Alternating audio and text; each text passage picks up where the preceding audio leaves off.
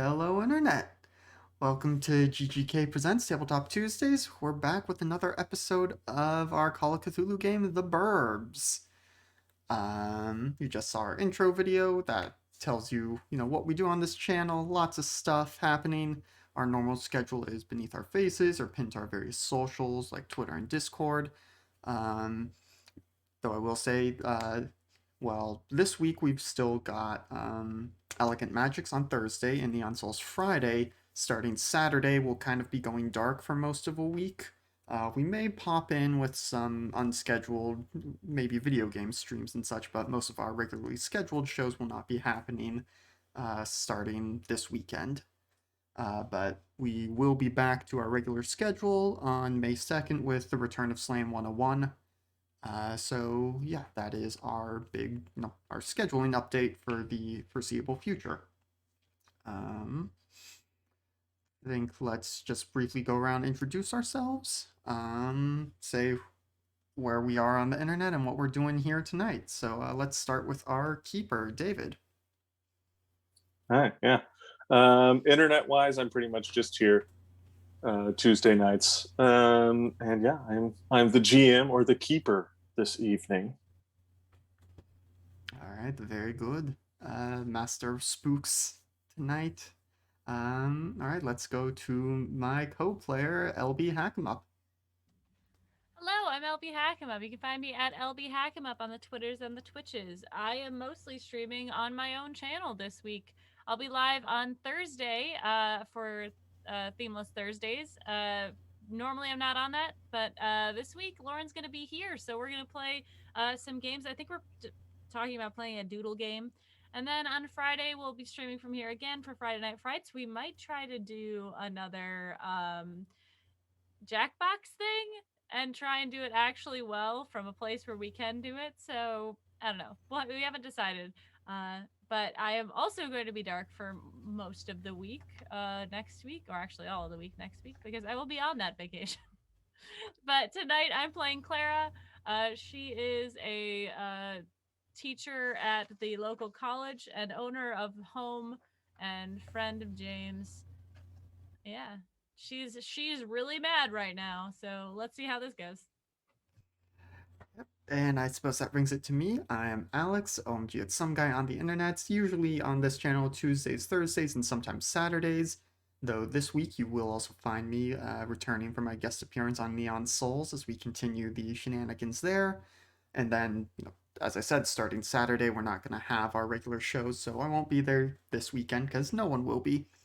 Um, Tonight I am playing James, the live-in handyman that is renting a room from Clara, and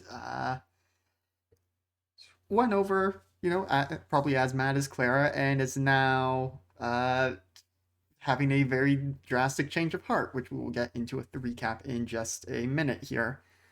Um, did just want to briefly point out that if you are, watching this live or, paying attention to the news, there was the verdict in the Derek Chauvin case. Guilty on all charges, as it should be, but it's the bare minimum of what should have happened. Black lives still matter, and that is something that we strongly believe here at G Game Nights. All right, so let us recap what happened last time. So we are in Silver Falls, Ohio in 1980. It's summer break, and some new neighbors just moved in across the street from us. First, it was just the man of the house feels not a great phrase, but it's the new neighbors. It's the 80s. Yeah. Dr. Matthew Miller showed up with some movers to help him get stuff in. Went around, started greeting the neighbors, said his family would be joining him in just a little bit, but they were all rather sick, and so weren't there right away. As he introduced himself to each of us, he had a very peculiar quirk of, grabbed our hand for the handshake, shock of static, and intensely repeating our names for 30 full seconds. A quirk that was soon to be repeated by the rest of his family as we met them over the following days. But he introduced himself as the head of surgery at Baptist Hospital in town. And let's see, what is relevant from here. He met his elderly neighbor next door, Mr. Jones, offered to take a look at his back that evening or the next day, and skimming through my notes to again try and hit the high points. Um, Dr. Miller said that his wife and his two children, or two teenaged or not teenage, young adult children would be joining him. Um, yeah, let's see. It was okay. So a few days after he arrived, he went over to Mr. Jones's house, knocked and entered, eventually left. Nothing seemed to be there, or we saw that happen. Nothing seemed to miss at the time. Oh, how naive we were. That evening at around 2 a.m., a loud electrical humming and flashing lights emitted from the Miller's basement, waking up most of the neighborhood. We went over to check things out, or rather, James did, to see what was up. The kerfuffle stopped. Dr. Miller came out to reassure everyone that everything was fine, and that he was going to get, an electrician out there the next day. Then the morning after that, Dr. Miller's wife, Samantha, came around, introduced herself to us, and was that when she offered the food? Yeah, that was the same day she offered the food. A family specialty of hers that she was making for everyone in the neighborhood. Ground beef and onions, two foods that both James and Clara just refused to eat. So we came up with a plan for how to dispose of the food without seeming rude, which apparently went off without issue later. But then that afternoon, Mr. Jones's dog came running up to our house, having broken out of the yard in a very rough shape. We went over, tried to check on Mr. Jones, nowhere to be found, and an elderly guy, probably, not just up and leaving on his own. Electrician went over.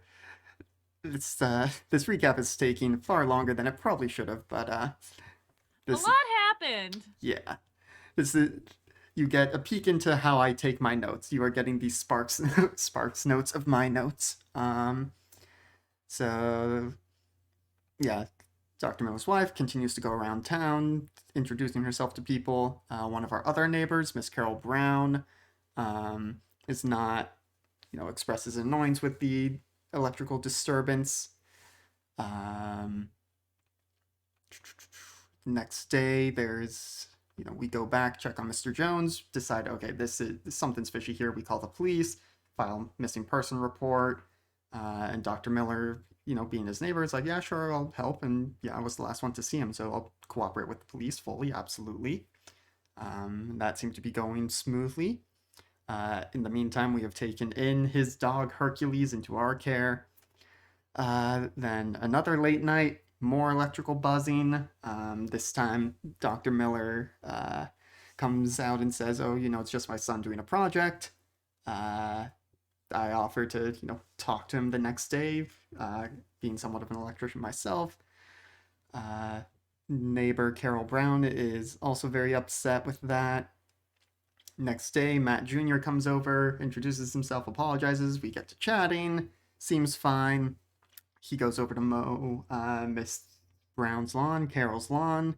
Eventually goes in for about an hour or so and then leaves, which I think Clara was mildly scandalized by. And then that evening, again, 2 a.m., more buzzing lights. This time we both go over to check it out and get there before the commotion stops. Peek into the basement to see some horrifying science fiction mad scientist setup where they are apparently melting our neighbors and turning them into goo.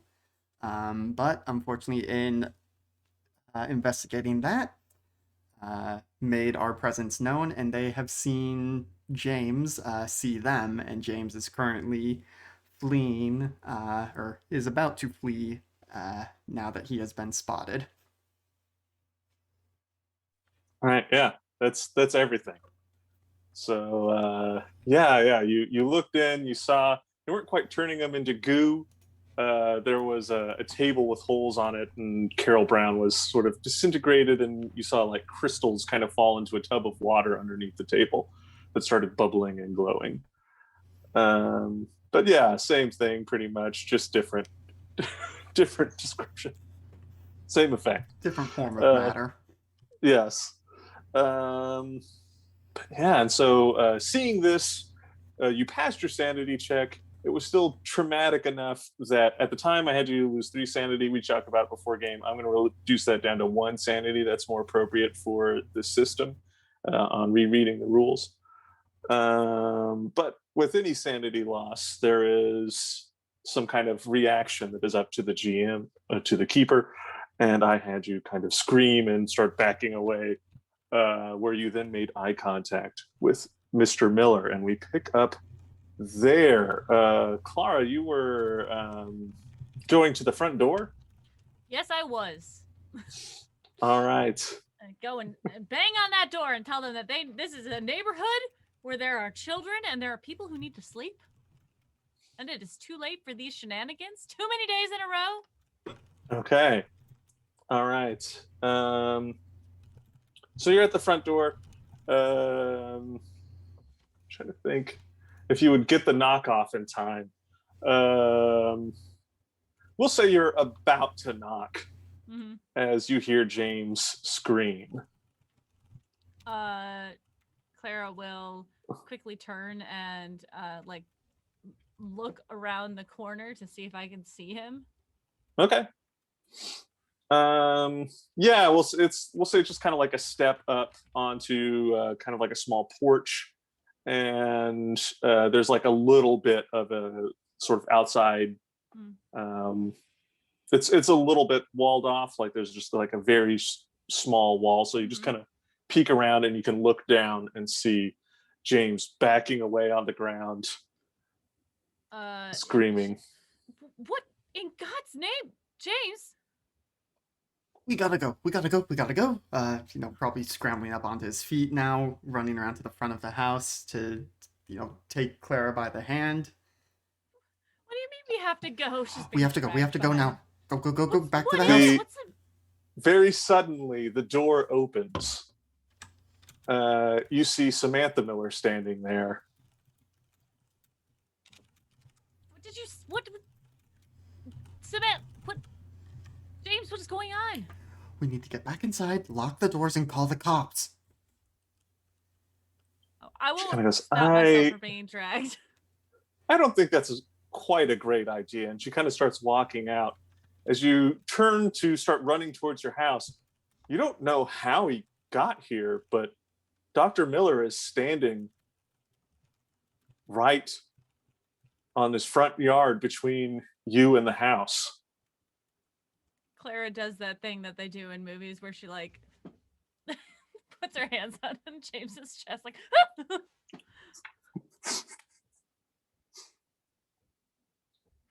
What's going on?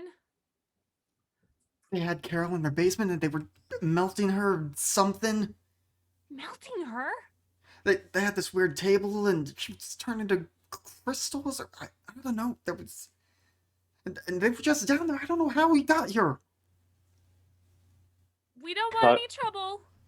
Dr. Miller kind of goes, you're sounding crazy there, friend. How about you calm down and come inside and we can have a talk? I'm not. And I would like you to make a power roll, please. Okay. Well, that's a failure. 84 versus 60. All right. Sounds like a great idea. All right.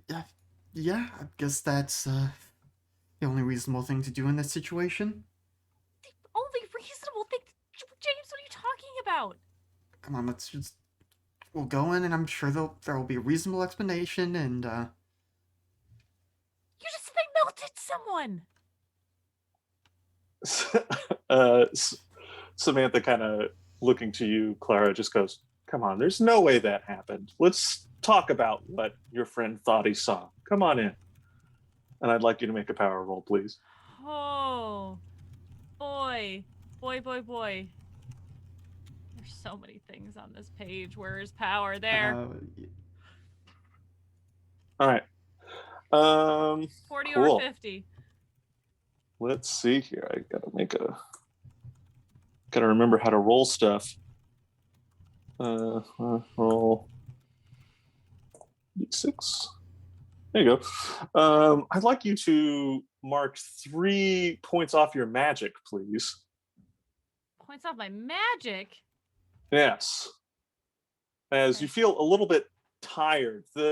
You resist sort of this very intrusive feeling in your mind it almost makes you accept this truth or this lie that she's telling you. Mm-hmm.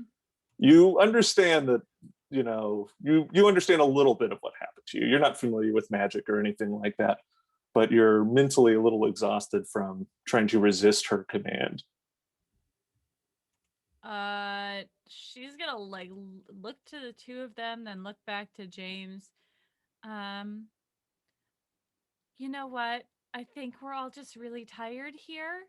And it's, being woken up in the middle of the night. I'm sure that James didn't see what he thought he saw. Maybe he's still sleeping. But I think that I should get him back to bed because he might be running. Yeah, I think he might be running a fever. Oh, Dr. Mill goes, I should definitely take a look at him then. Come on inside. I have some of my medical equipment with me. I can get my doctor's bag. I'd prefer to handle it at home, honestly. I just have, the dogs back there, and I'm sure I don't want to keep your kids up. It just seems like it might be, more comfortable and not that I don't know anything about your practice. I don't trust your practice or anything like that. We do have a regular physician, and if it still persists in the morning, then we'll stop by and we'll take care of it then, I think. No, I think I'm going to have to insist. This seems like an emergency. And he starts walking towards you, Clara. Oh, boy. It's like, James, go on inside.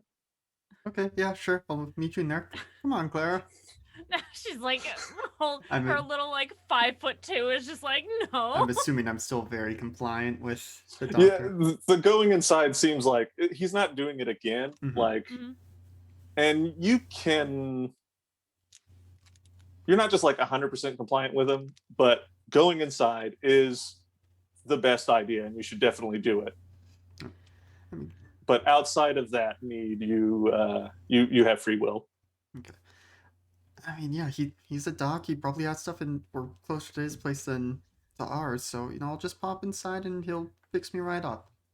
I'm just feeling really uncomfortable about what's going on right now, and I'd rather be home than here. And doctor, I really appreciate it. I just, you're new in the neighborhood, and I just like to get to know you before we do a house call sort of thing. I'm just feeling a little uncomfortable about this. Call me a worrywart.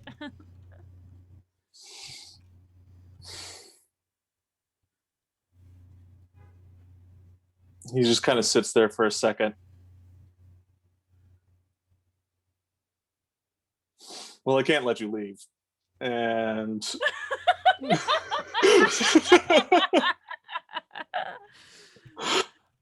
this is going to kind of break you out of it, yeah. James. But you see him as he sort of very quickly, a little too quickly, closes the gap between himself and Clara and is going to take a swing at her. If I'm broken out of it enough, I would try to move to intercept. I don't know if that's something I can attempt. Well, so in Cthulhu, we go on the initiative of our dexterity. Okay. So what are dexterity scores? 60 over here. Also 60. Oh. Okay.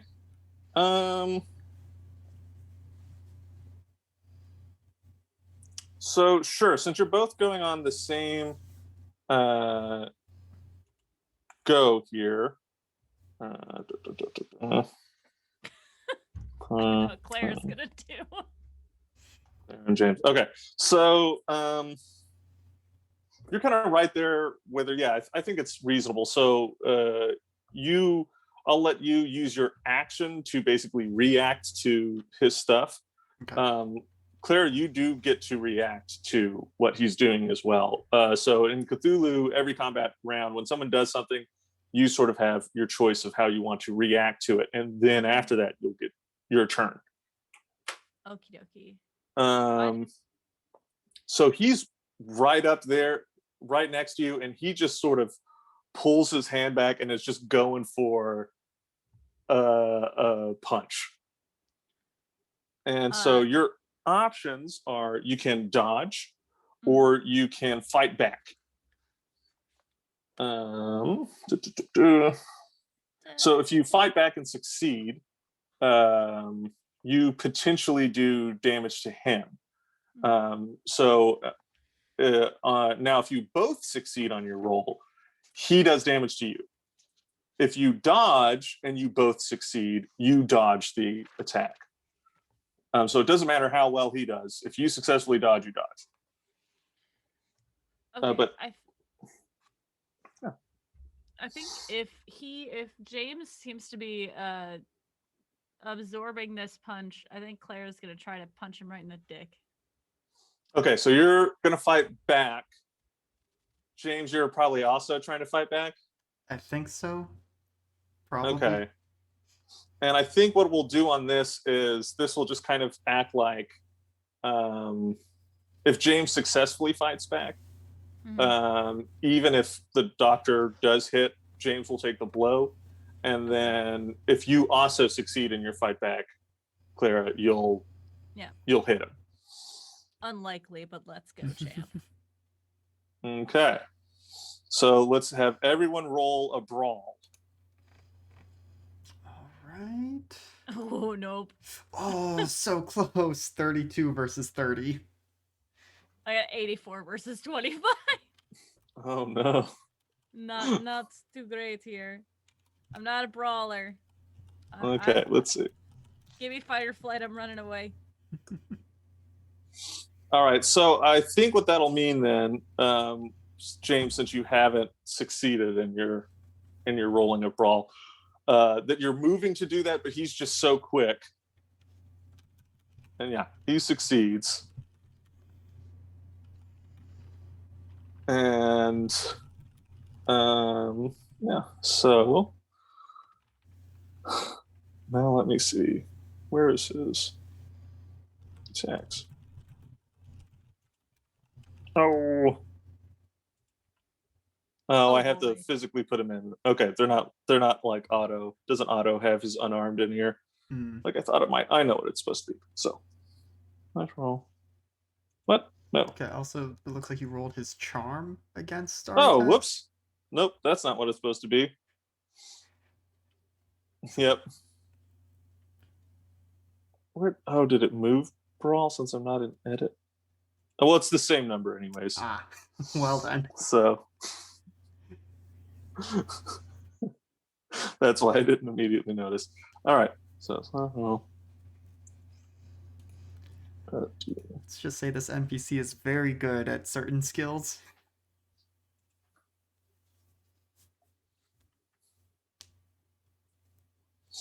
All right. So it's going to be 7 points of damage to you, Clara. As oh boy. He just rears back and just hits you right in the face. Damage goes under hit points. Okay, 7. Yes. Jesus H Christ. Do you have any left? I have 3 left. Owie. Okay. And as you're kind of like reeling from it, he kind of just goes to backhand James, as he does get 2 attacks. He has a 90? What does he have? Oh my god.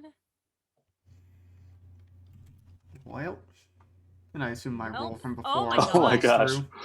So you can dodge or fight back. dodge, my Yeah, I'm dude. going to attempt to dodge because it is the same roll for me. That's a hard success. 7 Okay, versus 30. you avoid a max damage hit from Dr. Miller. So yeah, he kind of goes to backhand, and yeah, you just duck under it real fast, and that is going to then be y'all's turn. So James, you already used your turn to try and intervene, and this is going to be so. Clara, you can do something.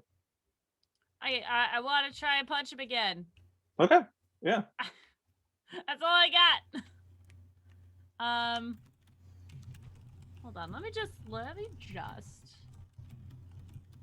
He is always going to choose fight back, so he's going to roll as well. But if you both succeed, he doesn't hit you; you hit him. So. Oh, there's no way I'm going to succeed then. Well, I mean, like I'm just saying, I have a very low. I'm not a fighter. That's what I'm saying. So, I am gonna.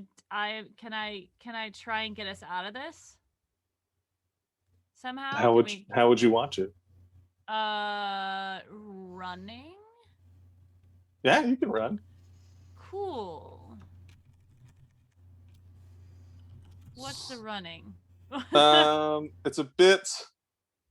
So combat rounds are kind of nebulous in this. They're just sort of however long I want them to be, but you should have a movement score. It's on your combat page. Oh, right. Sorry, I keep forgetting there are pages. Okay. Okay. It's where? Movement rate? Oh, movement rate. 9. Okay. So you move 9 units of movement.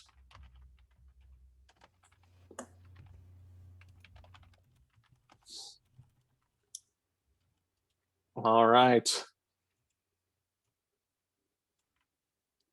I don't want to leave James though. Mm-hmm. Maybe if I go in and get my gun. Okay. He's running to your house. Yeah. Okay. All right. I'm watching over my shoulder because I do want to make sure that he's not gonna die. He seems to be focusing on James now that you're leaving, and yeah, he just sort of it's going to go back to the top of the round with Dr. Miller, and he's going to try and hit James again. Okay, and so if we both succeed on fight, he still does damage to me, but I would also do damage to him, or attacker wins, both succeed on fight back. Defender wins, both succeed on dodge. Okay, so pretty much it's almost always better to try and dodge when they are attacking you. When they're this good at attacking and you're that bad at it, yeah. Okay, right, yeah. Because I forgot for a second that he could fail attacking. Yeah, he can fail. Yeah. So it's not very likely. I will attempt another dodge here. Nope, that's a failure. 32 versus 30. All right. Oof. 8 hit points of damage to you, sir. All right, that is a lot of them. But I still have some. Okay. So yeah, you kind of dodge out of the way, and you're kind of rolling on the ground away from him, and he just comes down with a foot, and you just hear bones crack as he gets you in the leg, and you're not feeling great about it. But as he's kind of got you, you're not 100% pinned, but as you stopped rolling away, he's reaching down to try and punch you while you're on the ground. Yeah. I think I would like to. I assume this is mostly just going to be, a brawl roll, but I would like to try and knock him down on the ground, so we're both just rolling on the ground. Yeah, you should sure. Run away. He just broke my leg. Oh, all right. Don't run away. And I think James is basically yelling like, "Call the cops!" So I guess I will attempt another brawl roll here. All right. That's a Oh, success. he also succeeded. So, But I do get to mark it off, right? yes. Yeah, go ahead. And you definitely mark off your dodge because Right. you did successfully dodge. Where there it is. Okay. And So, yeah, I'll say you kind of like reach up and start trying to pull him down, and he's a little bit off balance because he's kind of standing on one of your legs, and he starts to fall, and the hand that was going to a punch kind of like braces as he hits the ground, and then his other hand just comes in and he just hits you right in the neck for 6 damage. so that takes out all my HP. I was at Okay. 4. All right. So, Clara, as you're kind of running away, you look back over and you see Dr. Miller kind of fall on top of James for a second. And as you're kind of running, you know, still kind of looking back periodically, you see him stand up, and he's lifting James up off the ground, his body limp, being held by the neck. And you see a jolt of electricity sort of go through James as he kind of scrambles about. You see the electricity visible on him. I would like you to make a sanity roll, please. Sure. I'm pretty sane.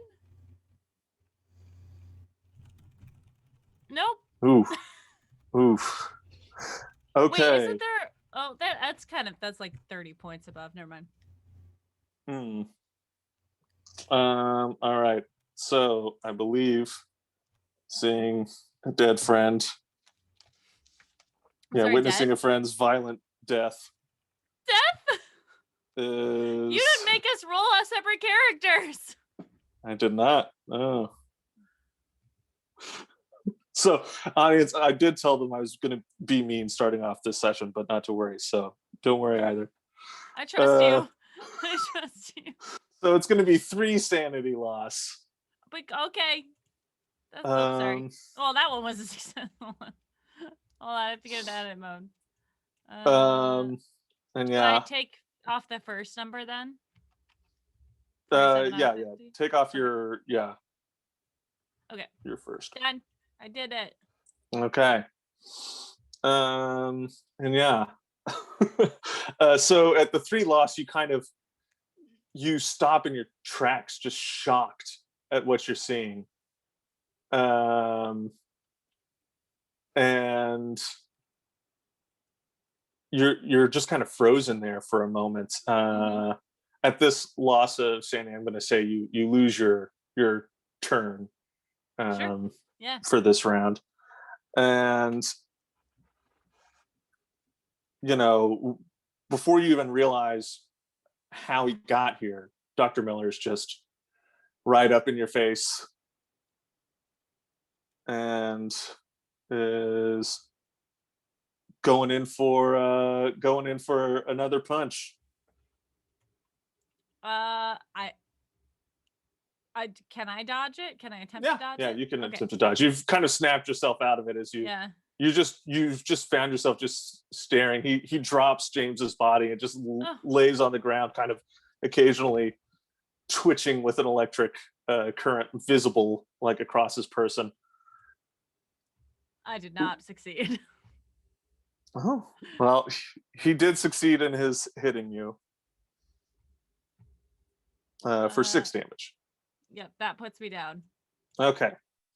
So he just kind of comes up and is going for the punch, and he just hits you square in the chest. You hear ribs break. You briefly look down at your sort of bloody chest as you can't breathe.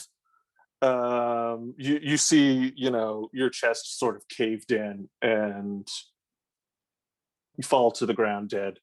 Anyone watching would see your corpse violently begin to twitch with electricity. And Thanks for then joining us, everyone. What's gonna happen to Hercules?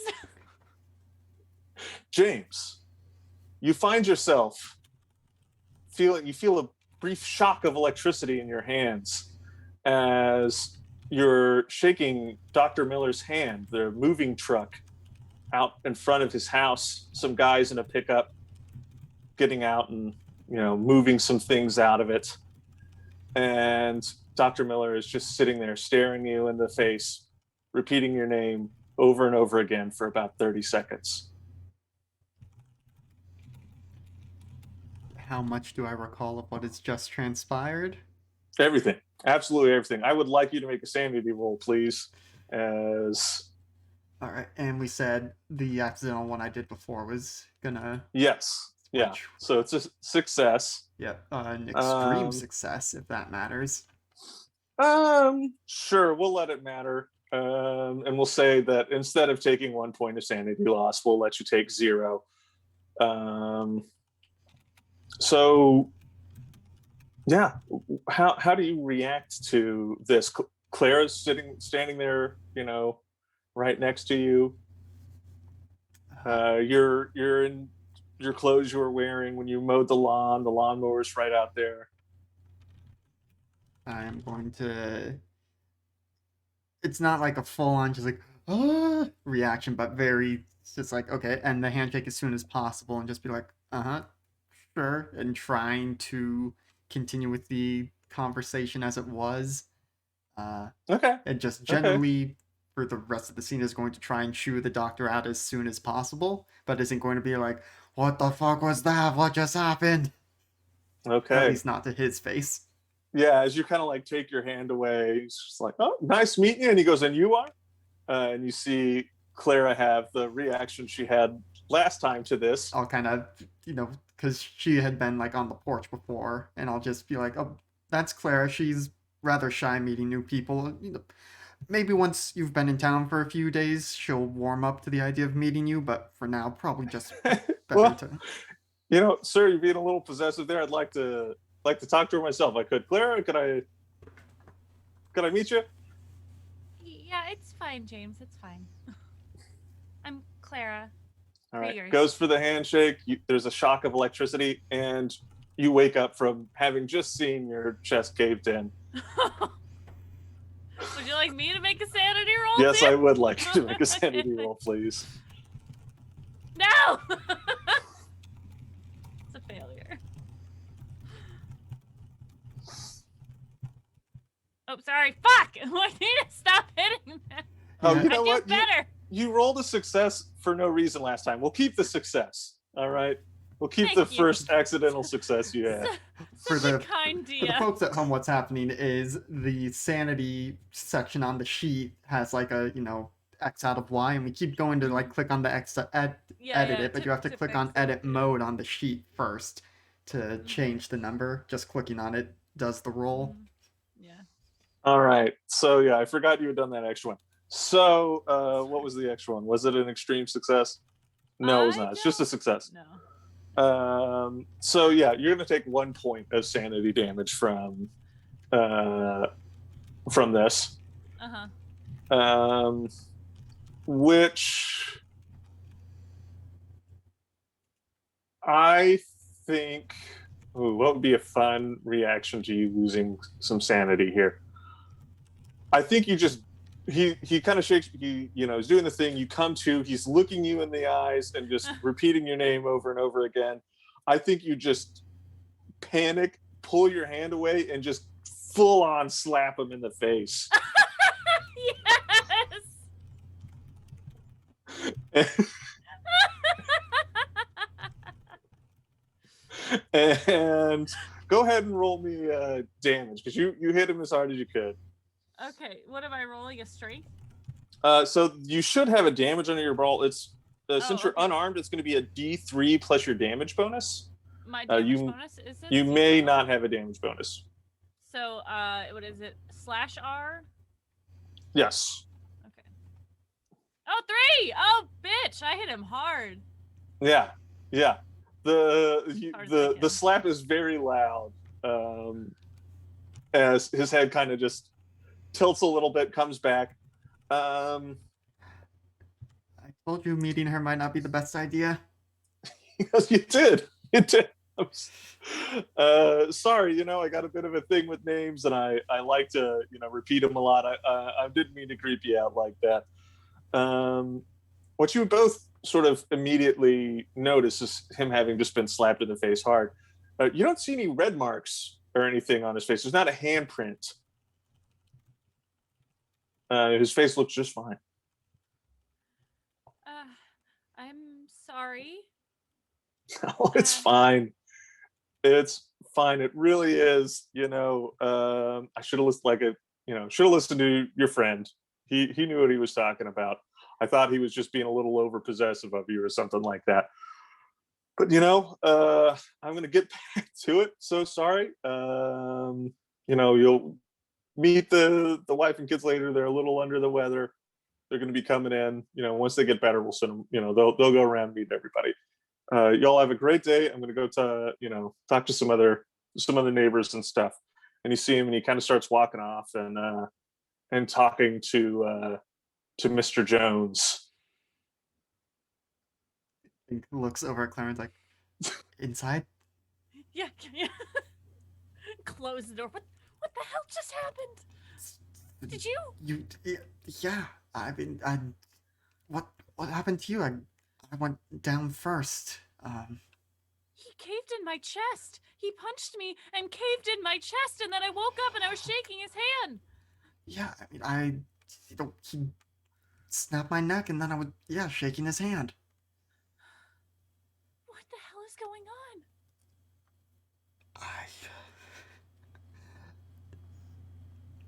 Groundhog Day hasn't come out yet, has it? No, I don't think so. I don't know, but it is messed up.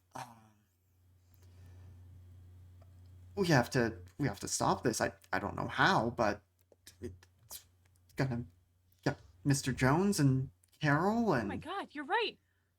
Wait, what are they? Are they? They're not human. You're the one who would know this better than me. What are you thinking, Clara? But I don't know. Aliens? Are they a thing? I don't know. I've never seen one. I mean, there's all the literature about them, and okay, all right. We can't panic here. We can't panic in this. Okay. I don't know. Panicking seems like a decent response, at least for now. Right.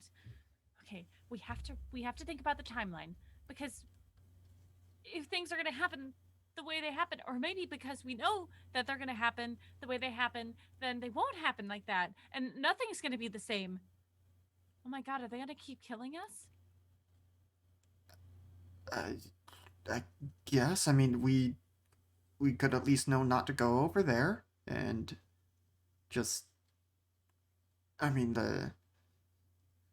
it would be the selfish thing to do, but we could just, not go over and investigate in the future. But I mean, then maybe they'll just eventually get around to us. I mean, they're knocking off all the neighbors. We're on the list, right? Right. But okay. Wait. Okay. So when does Samantha come? She'll come tomorrow, right? I think so. Or no, it's the. So they moved in on the 7th. The night of the 8th is when the humming and stuff happens. So the 9th is when Samantha comes over. No, I had to take so many precise notes. Alex, I've got some of the dates. I just didn't want to go back and scroll through and look for. So yes. Okay. So we have 2 nights where he's there by himself, and 1 day where he goes to work. Right. We need to find out what's going on in the basement before the family gets there, right? Right. Yeah, that's. Yeah, I mean, if we go in and. I mean, I don't know if he's got this stuff now. I doubt the movers are moving that stuff in unless it's all boxed up and they don't know what it is. Well, what exactly did you see? There was, like, a table with holes in it and the tub of, I assumed it was water underneath, and Carol was on the table, and they like zapped her or something, and she started to fall apart, disintegrate, and then went into the tub, and then I freaked out. They saw me, and then we died. What was making the blue light? They've got all sorts of pylons or something or other in there. Oh my god. Oh my god. Okay. Okay. All right, we need to write down the whole timeline. Everything we remember. Even if it changes, we just need to... Can I have a hug, please? I really just need a hug. Yes, of course. And goes in, biggest bear hug.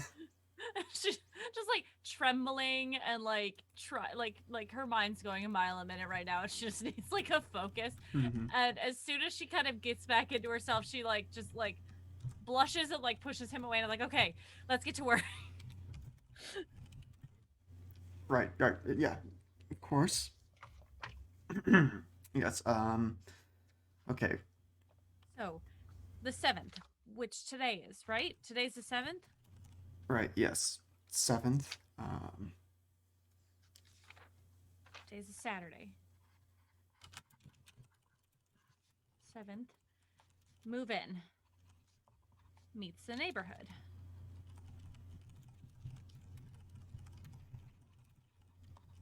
Wait, should we warn people?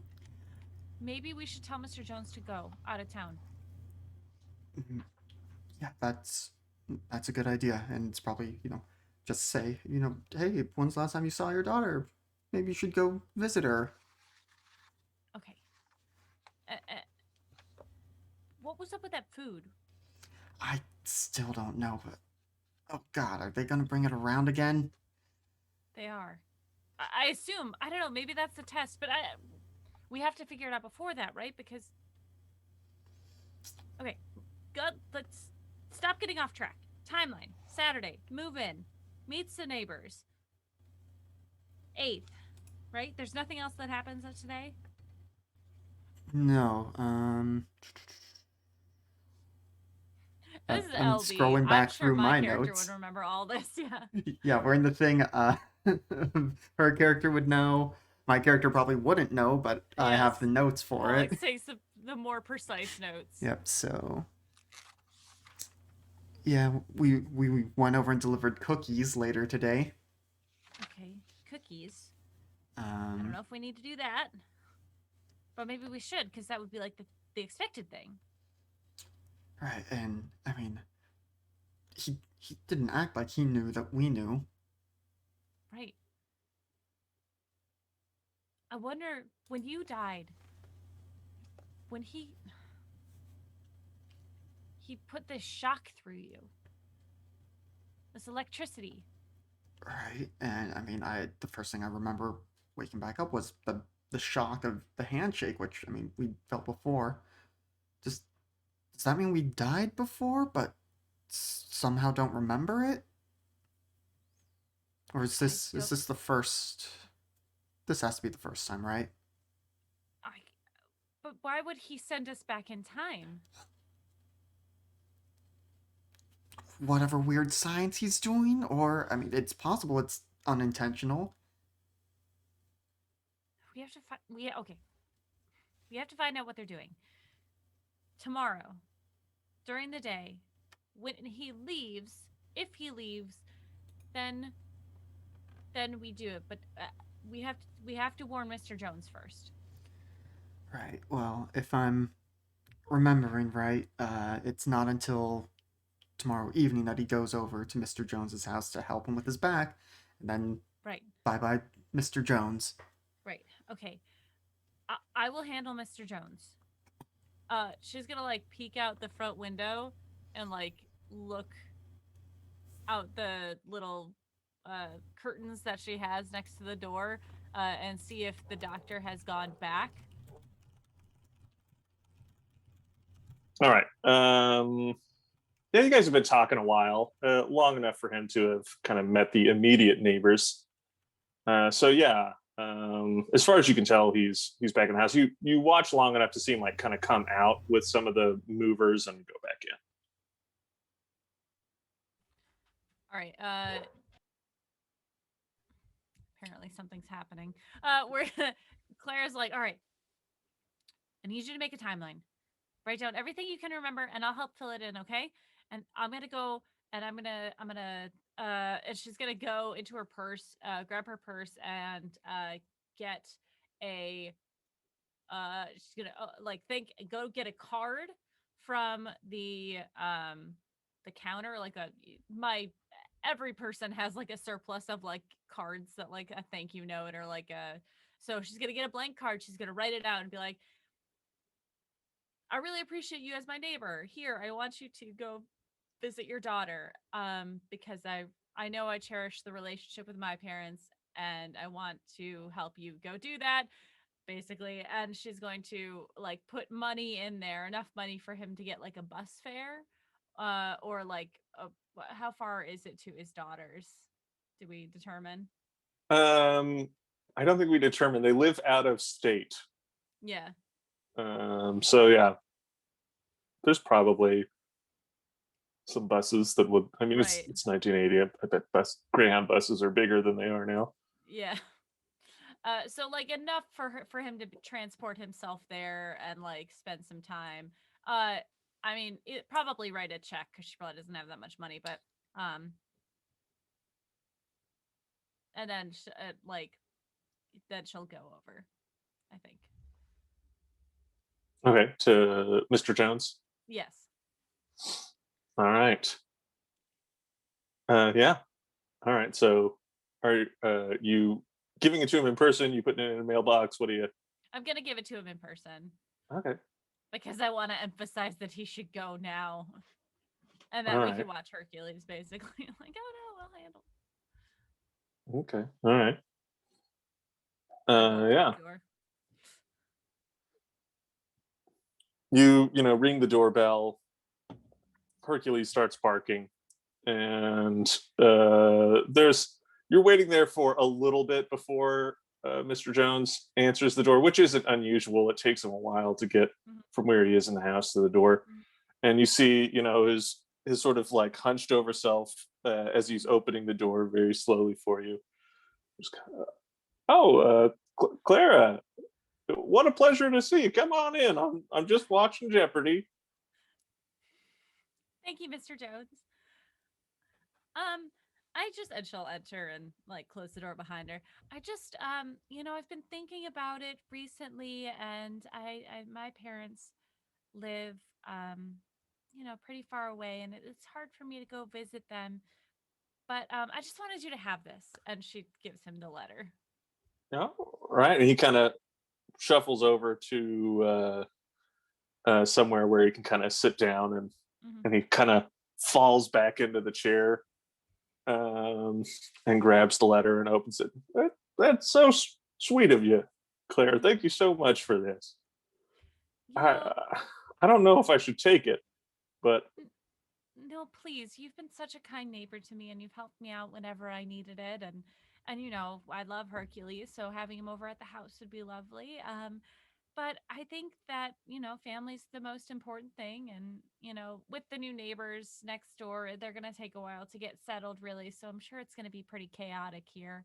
So I mean, if you don't have anything going on, if you go, tomorrow, that probably, you'd beat the Monday traffic and be able to see your daughter for the week. oh, well, I'll probably give her a call and see when it's Yeah. convenient. Mm-hmm.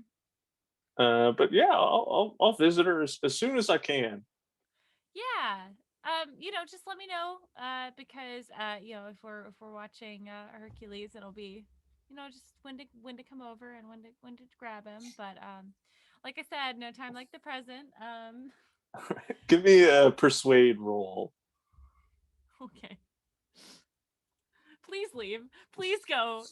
You sweet, sweet old man. Not fast talk. Persuasion is something different.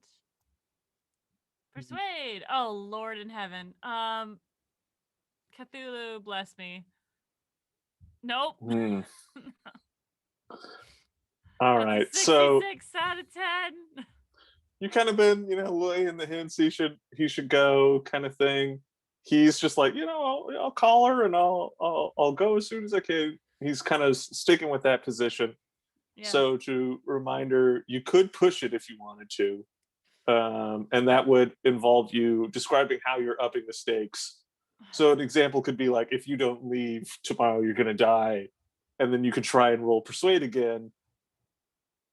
I don't know if that's a 10% chance, my dude. Mhm. Again, Yeah.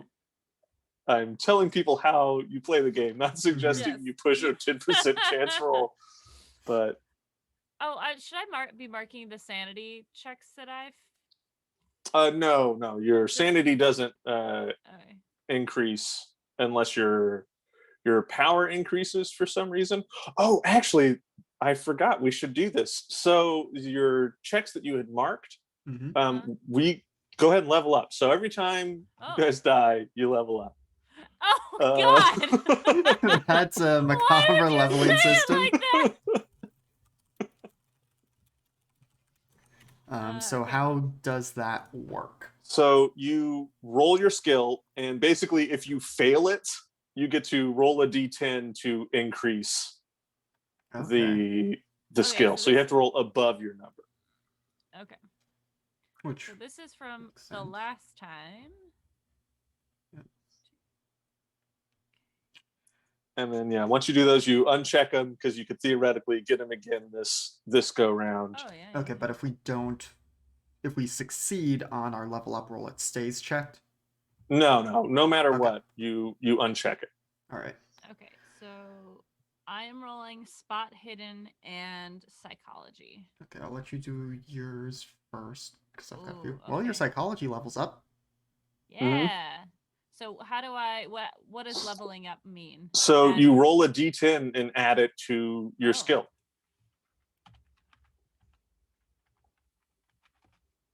Damn. That's a 10. Dang. That is a 10.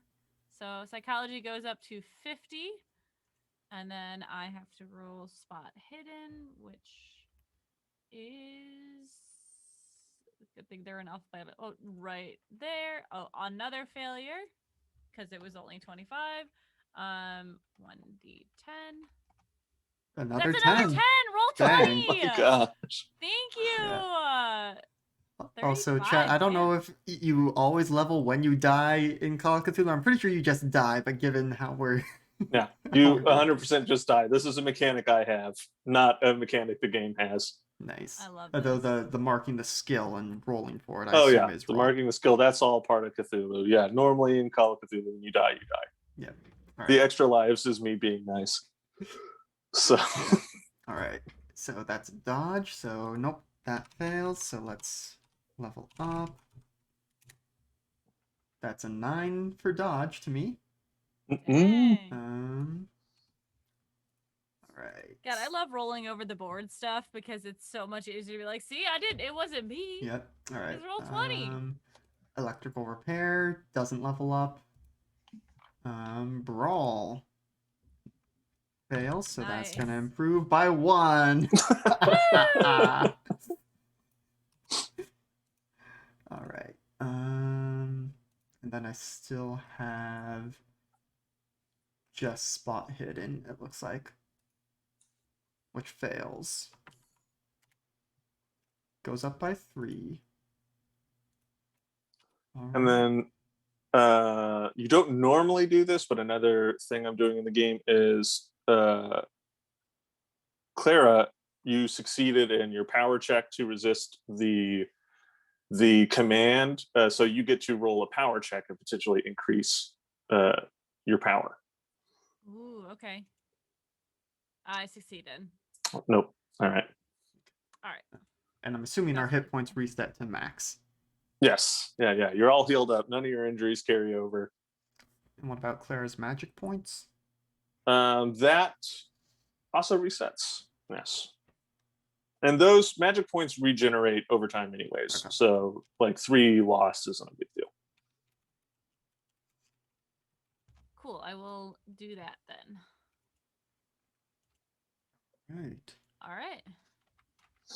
Okay. So Um. yeah.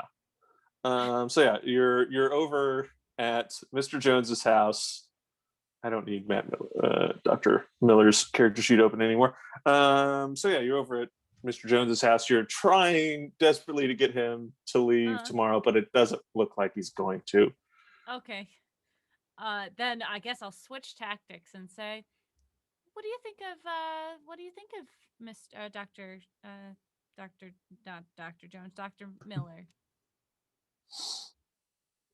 He seems like a nice enough fellow. He's talked about coming over and looking at my back.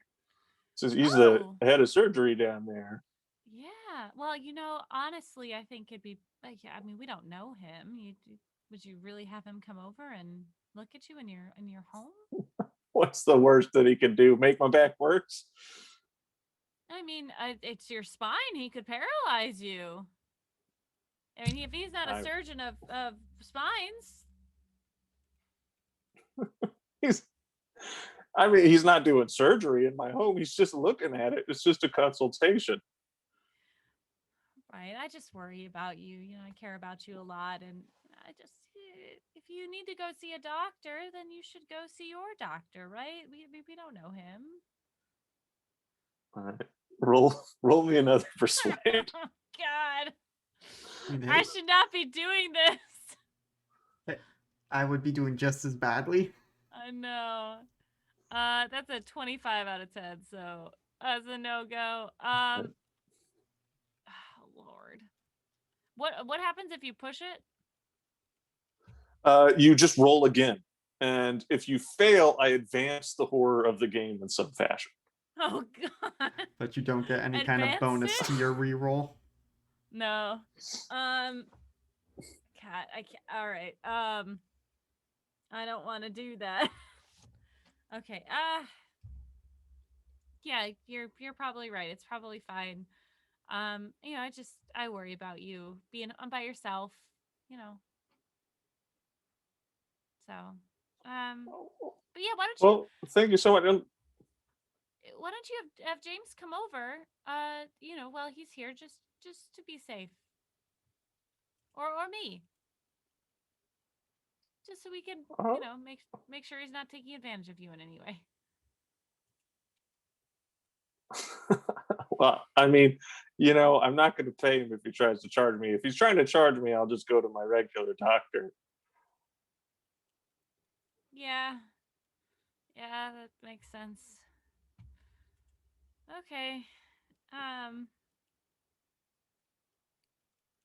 All right. Well, yeah. Just let me know when we need to watch Hercules. Okay. Yeah, absolutely. I'll probably head over there as soon as I can. Thanks. That's yes. That makes me happy to know. Um. Oh. Nope. I'm not gonna say that. It's gonna be like, if he brings you food, don't eat it. But that's not something I'm gonna say. Uh. Okay. Yeah. No. Have a great day. Yeah. Just be in touch. All right. Yeah. Well, yeah, have a great evening. I'm just gonna.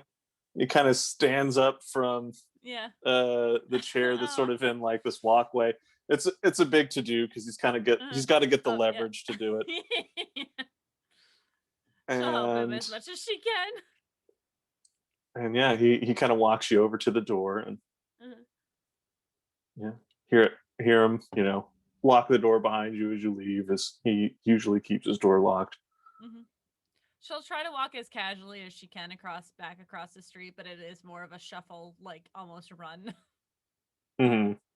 She's so panicked.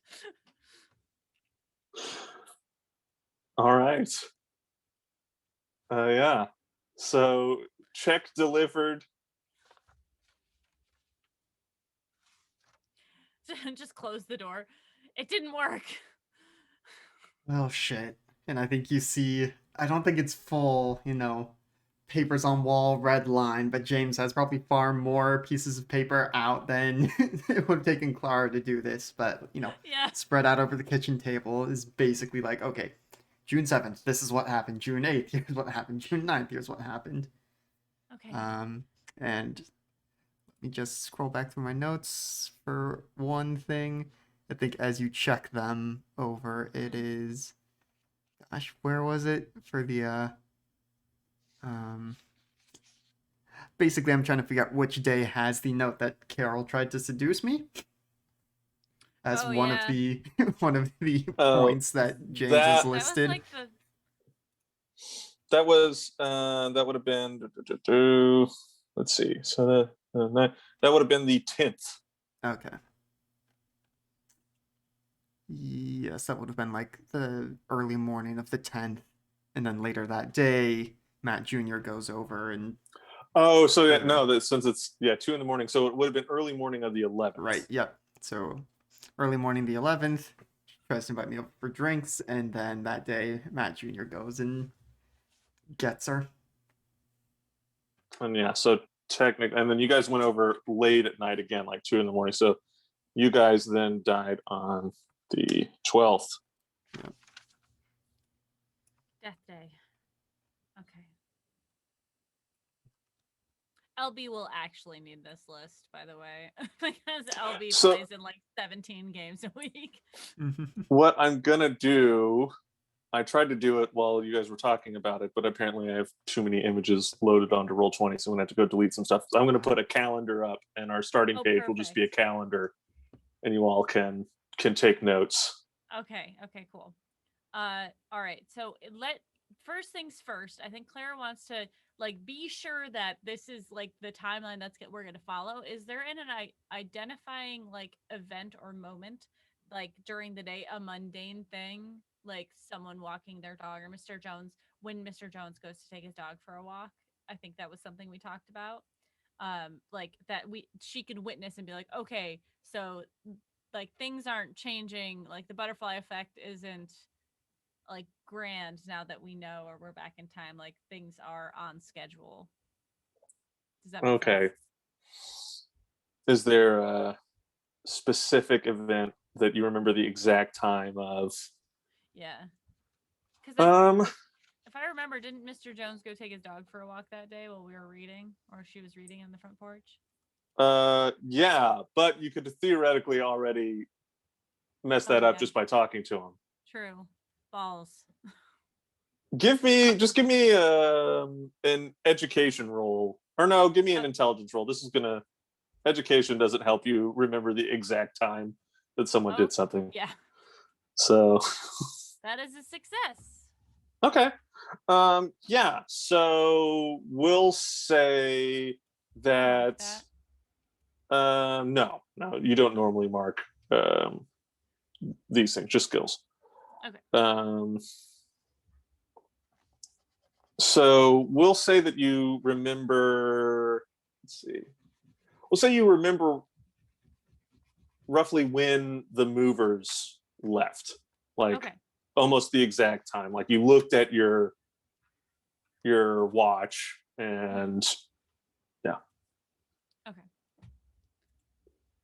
So I will look for that event to happen. Okay. Anything you want to do between the yes or no of that time and now?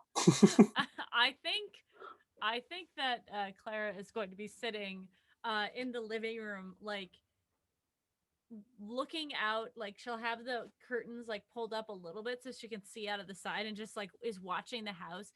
Like she is like tapping her foot like mad. Like she looks like she's having maybe a little meltdown. Mm-hmm. Yeah. Which I think seeing that James is going to have gone to the kitchen, and I'm assuming Claire, or because yeah, you mentioned tea last time. James will have attempted to prepare tea. I don't know if he's proficient at it. How do you fuck up tea? Alex doesn't know the proper time to brew tea, so so yeah, brings her a cup, trying to get it as close to her liking, and thank you. Step 1, boil the milk. Step 2, no, you make the tea just fine. Yeah. Water, bag, Good. Yep. She'll take it from you and just kind of set the cup on her knee. What is happening? I wish I could tell you, but I don't think we're gonna do ourselves any favors by, you know, just what you're doing. Like, I get it, but what are you gonna do by watching them? I mean, we have a rough idea of every time they went and visited someone who disappeared. Right, but don't we have an obligation to stop them? I mean, I want to try, but you remember, he caved in your chest. He snapped my neck. I don't know what we can do if if he's like that all the time, or Yeah. Yes. Right. I- I'm not trying I to be mean, defeatist. I'm just trying to think what it is that we can do. right. What we can do is, if we can't call the cops, that Yeah, they wouldn't believe us. and they just take us away, or probably think we're the ones who did it when Mr. Jones eventually disappears. Right. We can't really tell anyone. I mean, maybe Carol would believe us, but maybe she believe you. But we just have to try and stop the events that we know are probably going to happen. Yeah. So I mean, okay. So here's something that we can do when he goes over to Mr. Jones's house. A few minutes after that, you go over to talk with, say, want to check with Mr. Jones or something, and I go into the Miller's house and see what's what. That's a good idea. Okay. Yeah. Yeah. Yeah. Yeah. Okay. I like that. But in the meantime, should we arm ourselves or find some? I mean, at least we should wear rubber shoes, right? I mean, yes, I have that gear for electrical stuff, but I don't know if that's gonna help against whatever it was he did. But I mean, yeah, I mean, you've mentioned you've got a firearm somewhere, right? Yes. Yeah. I have one in my room. And I mean, I could fashion. I've probably got a baseball bat somewhere. I can rig that up with something, give it a little more oomph. Okay. If we can, if we can stop Mr. Jones from being taken, then we do that. But maybe we should wait until everyone eats. If we can't stop them, we need to wait until everyone eats the things, and because they didn't come out the next night, Yeah, right? It was just right. Jimmy and Carol, and we don't want anyone else to be in danger. Okay. Okay, so we let people eat that, which I guess is some kind of drug. Hopefully, it's just putting them to sleep, not killing them. Well, everyone seemed fine during the day, Right? right? Like we didn't like it. Just like okay, that's a remember. Okay, so they just didn't wake up when the noise is going off, which is good because we don't want them to have happened what happened to us, and we need to make sure Carol doesn't go over there. Well, I don't know if we can stop her from going over, but I mean, I can mow her lawn that day and not Matt Jr. It's Yeah, I mean that would yeah that would work. Mhm. right. I mean, it's something. And, I mean, hopefully it's enough, but it's like you said. If we go around just telling people what happened, they're gonna look at us like we're the crazy ones, and you know, it's not gonna help. Yeah, you're right. Okay, so we have a plan. wait until the doctor goes over to Mr. Jones's house. And in the meantime, act like nothing's wrong. Which is gonna be tough, but we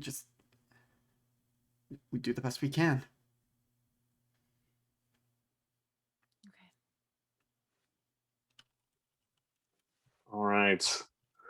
The time when the movers should leave approaches. You watch as the movers load up into their truck and drive off at the same time you remember them driving out before.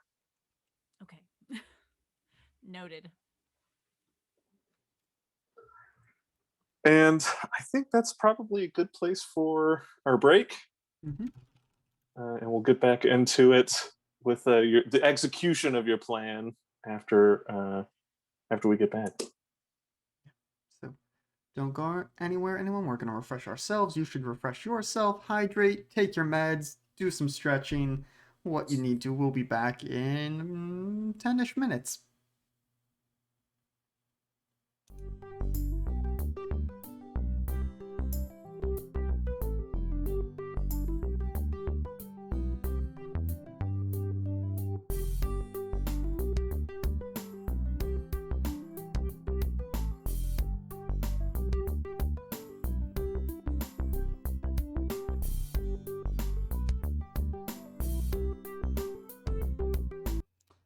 Welcome back, Internet. We're back from our break, ready to go and deal with more cosmic horror. Well, I don't know if we're at the cosmic horror portion of the campaign yet, but it's apparently Groundhog Day, but we die horrible deaths. So we'll hand things back over to David to take it away.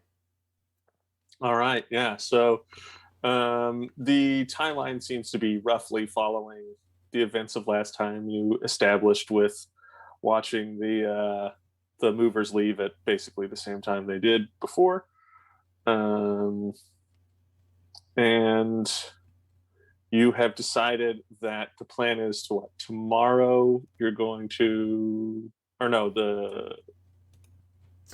because let's see, on the 8th, the 8th is pretty well, okay, so 8:30 p.m. on the 8th, Dr. Miller goes over to Mr. Jones's house and enters, emerges later. But that was all that was notable to us the first time we experienced the Sunday. Mm-hmm. Yeah. So the plan is to go. You're going to go over to try and sneak into the house while this is going on. Yes, so James is going to try and sneak into Dr. Miller's house while this is happening, and Clara's going to go over to Mr. Jones's house and just be neighborly and, be there and hopefully stop whatever it is from happening, but... Yep. Okay. You want to just, any preparations you want to do before that? You got a day. That's what I was thinking. Okay, Clara's going to approach James and ask him, is there anything that we could maybe build to help protect ourselves? Oh, I'm sure, but in terms of what we have, I mean, I'd have to go and probably get a bunch of supplies for anything significant. I mean, are you talking about booby trapping our house, or? No, like if they try to shock us again or something like that, that we could use it to sort of ground it into the ground. Okay, yeah. I mean, I could try. I mean, I've got my rubber boots. I think I might have a spare pair, and I can pad it so that you're not going to be flopping around in them. Yeah. Alex doesn't know enough about electrical safety to say what other preparations we would need, but I assume James does. Mm-hmm. Mm-hmm. Yeah. You could roll me an electrical repair. to see if you can think of something you could make to kind of help protect you from electrical shock. Yep, so here we go. That's an extreme Woo! success. 10 versus 65. Dang.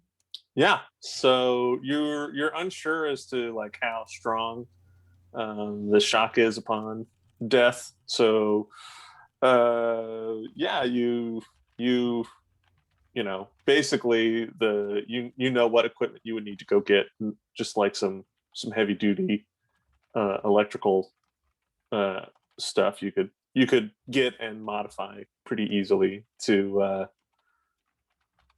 help protect you from whatever it is. It's probably overkill, but you know, who knows? Okay, so yeah, I mean, that's something I can do during the day tomorrow, definitely. Okay, maybe I can do some research and try and figure out. I mean, I've never heard of anything like this, but I haven't read every book, so maybe So, I'll go to the library. yeah, I mean, you would know far better than I what to look for there, so, Okay, I think that's a good idea. yeah. All right. Gotta use that library. Mm-hmm. Yeah. Libraries are important in Cthulhu. So yeah, next, nothing else eventful happens today. The Miller's family gets in at roughly the same time they got in last time, and they still look all sickly and everything, and they kind of rush inside, and Mr. Miller grabs their bags. But yeah, that's nothing different so far. And good night's sleep. This night hasn't had humming before. It doesn't this time. And wake up the next day to go do what you're going to do. So James, you can, I think, easily purchase this stuff. What's your credit rating again? Or what's your money stuff? You should have like a spending limit and stuff like that. Spending level is 50, cash is 250. Okay. So that means that like oh, did that autofill that for you? Yes. Okay, those are wrong.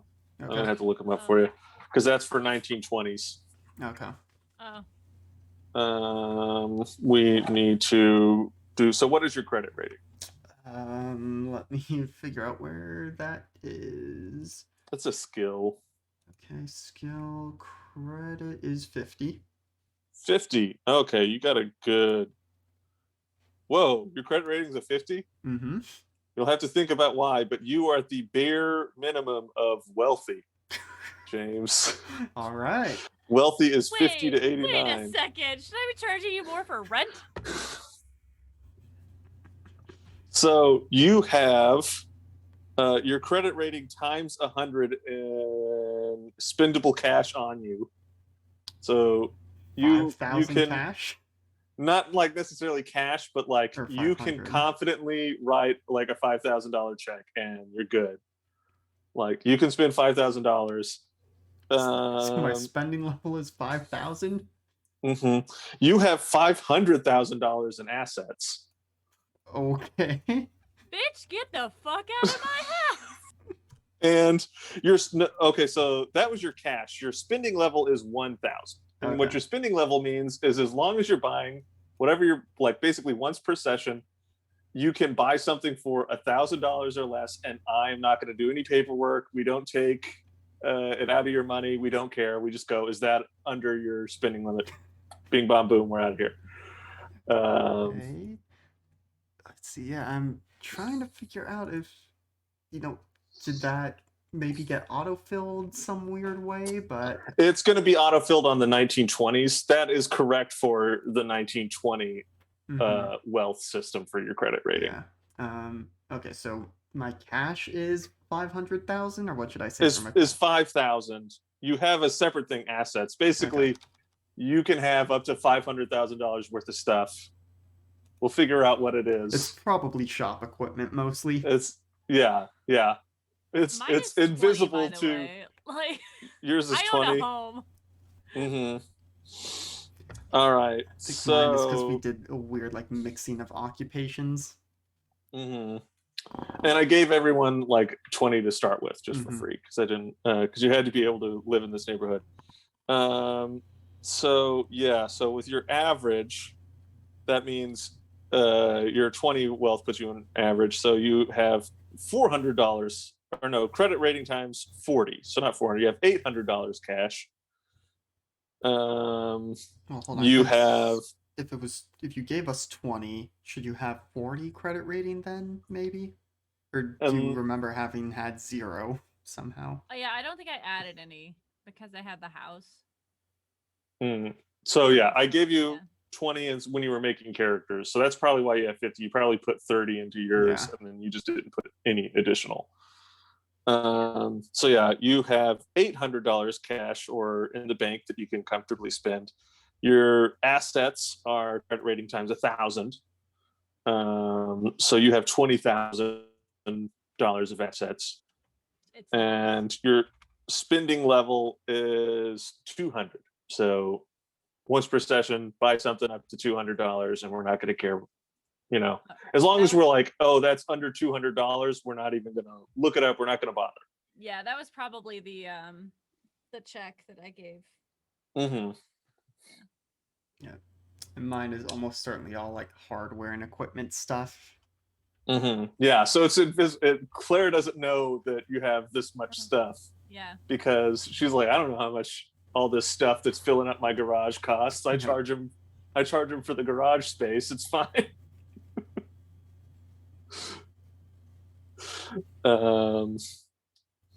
Yeah.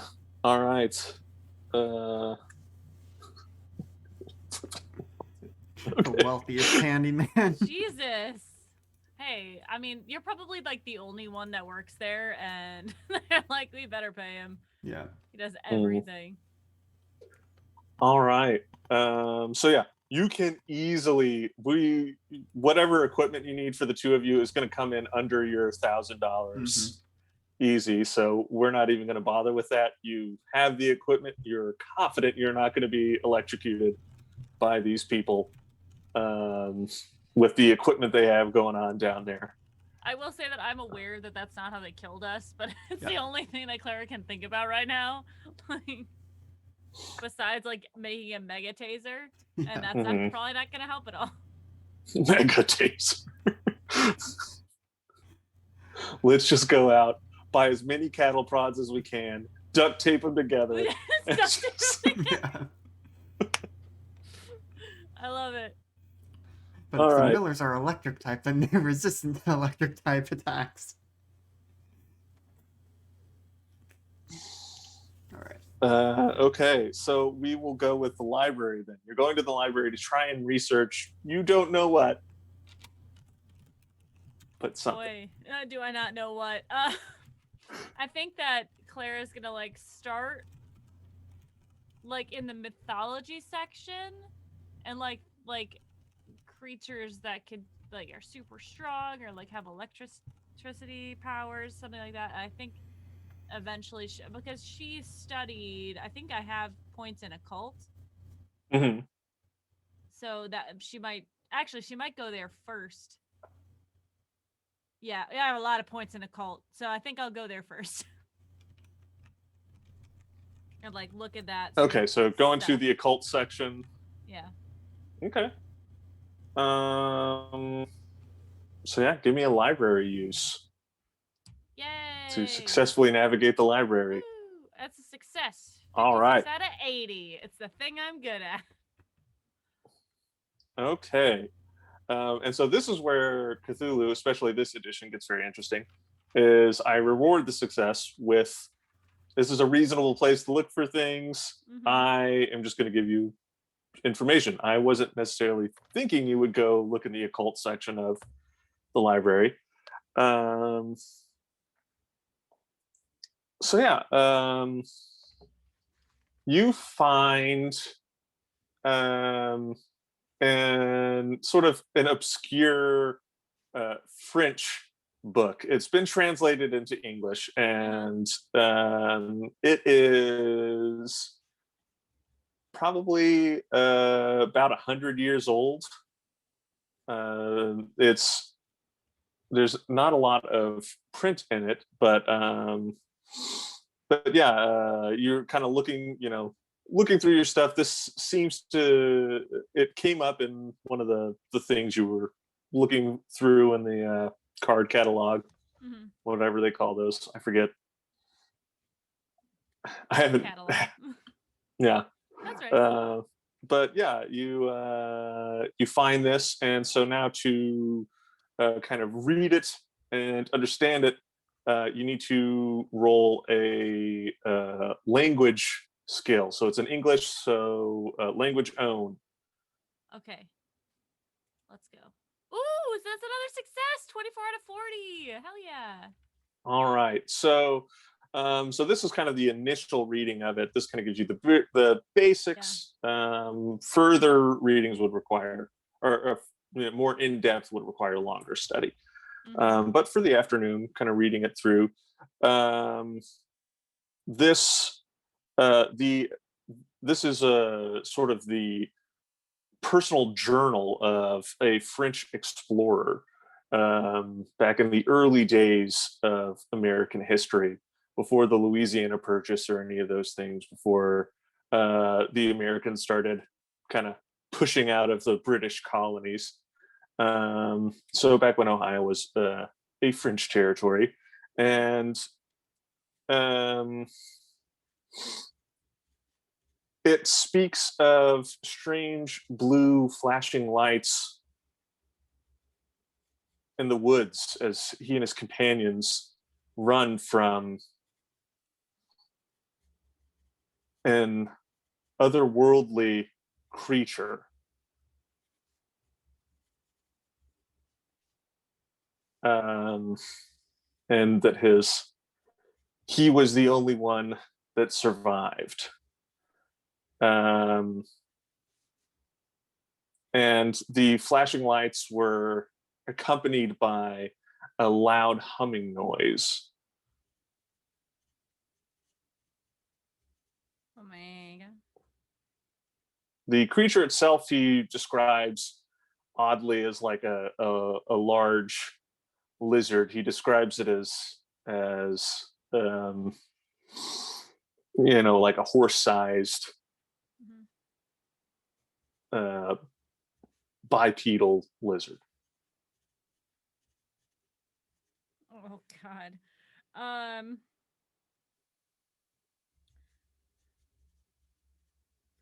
Okay, I think as soon as Clara like sees this, she kind of like takes the book, and if I can find anything else in this era, I'll check them out. But I think she'll take that and bring it home if it's not a reference book. Yeah. Okay. So yeah, you go to check out the book. You go up to the counter. The librarian is there.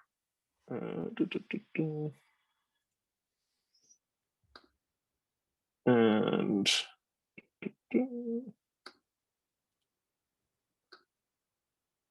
this is the librarian.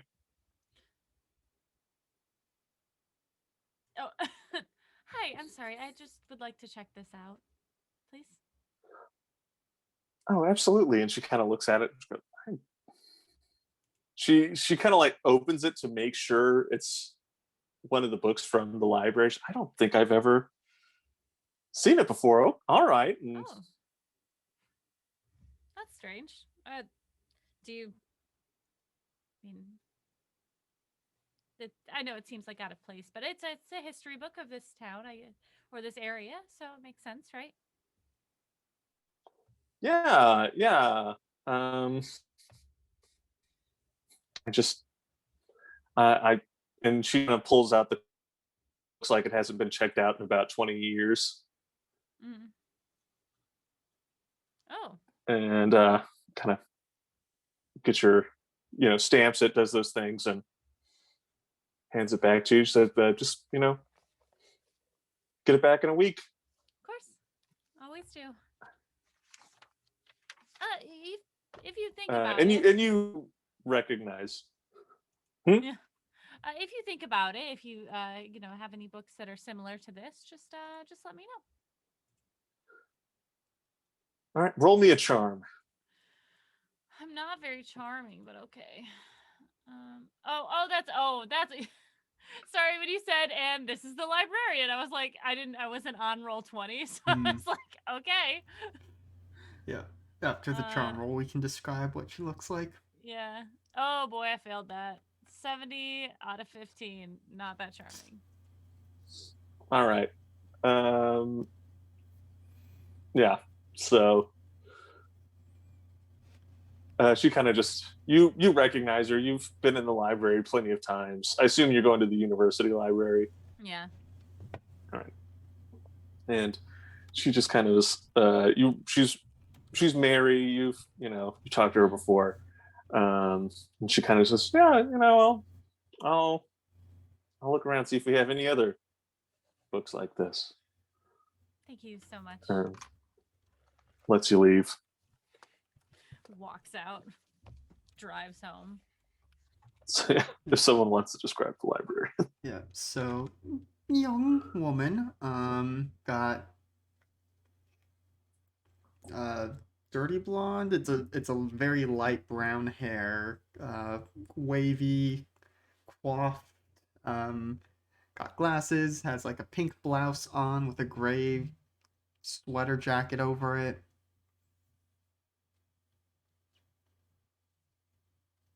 I don't know. I think those were the right words. Yeah.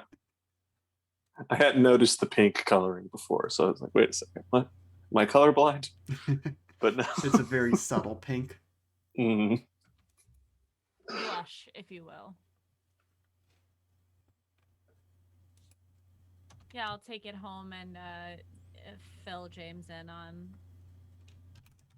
So, this book talks about the French explorers when they were here before the English were. They saw these flashing blue lights and the humming. They mentioned the humming, and they were being chased by some bipedal lizard creature. It's terrifying and fascinating at the same time. Yeah, but if they were having that, then the lights and the humming can't be from whatever is the machine in the basement, can it? I mean, it didn't say that it was coming from the creature, right?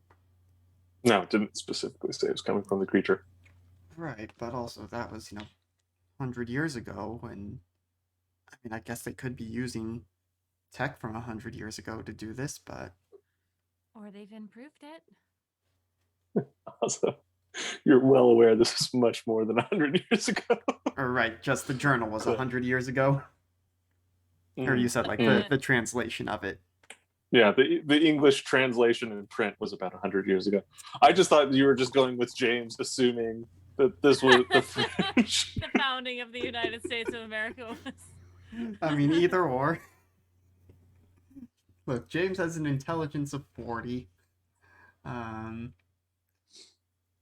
where's education? It's probably not great. I'm not seeing education on my list. Oh well.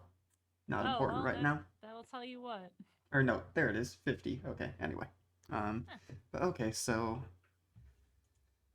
I mean, yeah, I can't imagine that I mean, did the explorers stumble upon some other mad scientist set up in the middle of the woods that had an attack lizard? Yeah, I mean, and then it could be that this has come up. Maybe if they are aliens, they were here and then they left and then they came back. I don't know, but this proves that we're not crazy and that this has happened before. Well, I guess there's some solace in that.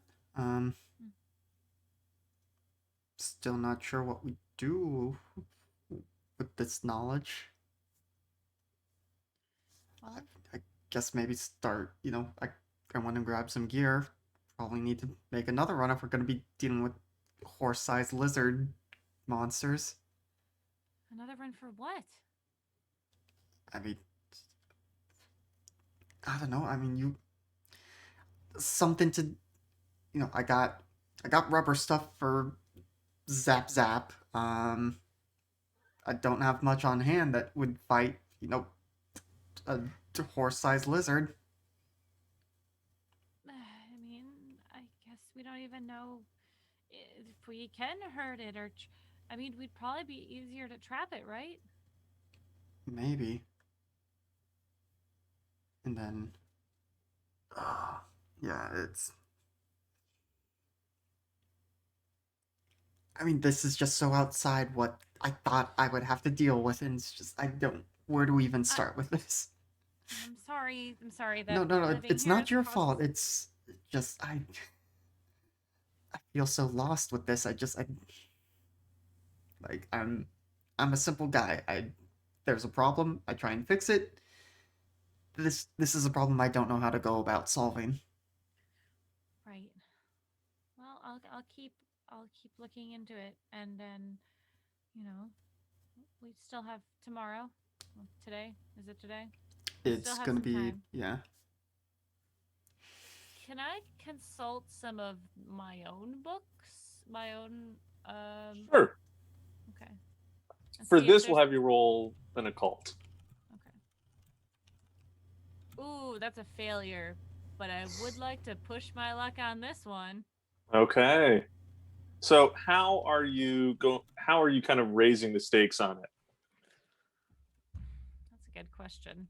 Um So with like library use, they kind of suggest to like, stay up till, mhm, super early in the morning at the library, stay past mhm. close or, do something. I think that she is going to delve into some of her more precious tomes. I feel like Clara is one of the people who like has you. She's collected like really old books, and like you have to use like gloves and be like super careful when you turn the pages, sort of thing. So she's gonna actually go into those and see if she can find something. So these more fragile sort of books and documents. Okay, sure. Yeah, so you open your book safe, your climate controlled book safe, and Yes. start taking this stuff out. Okay. Um, Oh boy. Okay, here we go. No, it's higher. Even worse. No. all What right. are the odds? It went from a 91 to a 93. I mean, you had a 65% chance of getting it, and nope. Mm.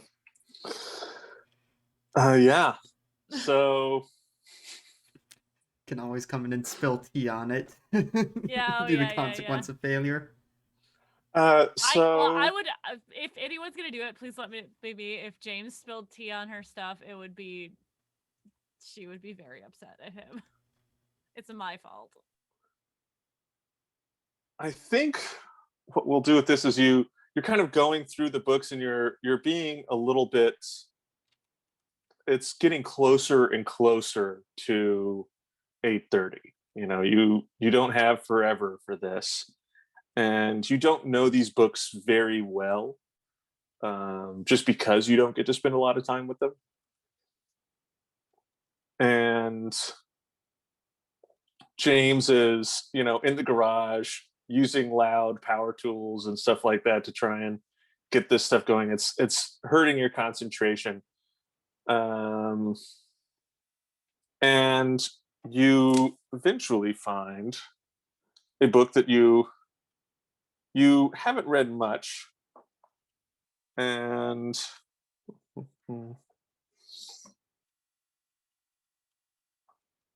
let's see, where are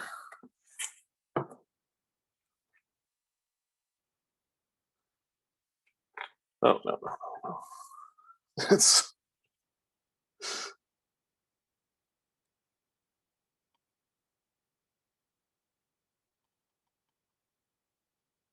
I thought he froze for a second. I'm just reading. Sorry. That's all right. So you take out an older book. This book was published in 1788, you think. Mhm.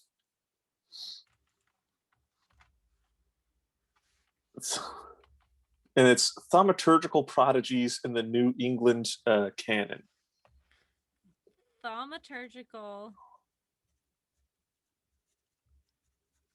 Prodigies prodigies. in the New English canon.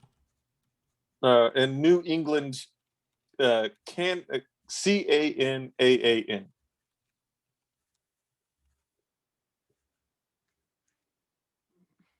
Okay. And It's like Big Shooty Boom canon.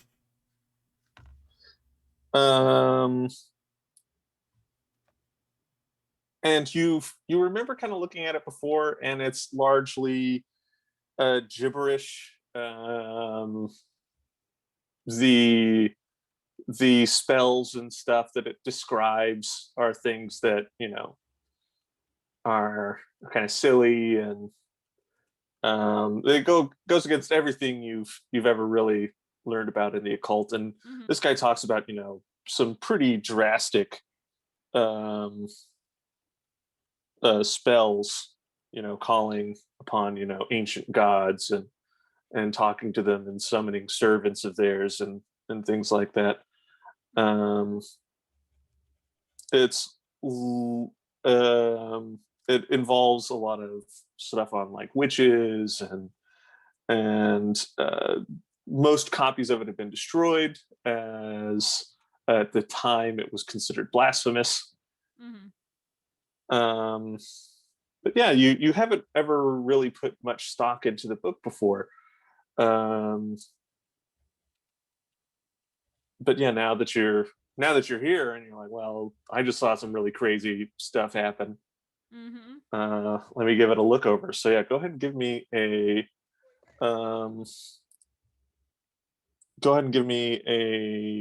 a language English check. Okay. 56 over 40. Not very good. All right. So yeah, you're kind of reading it.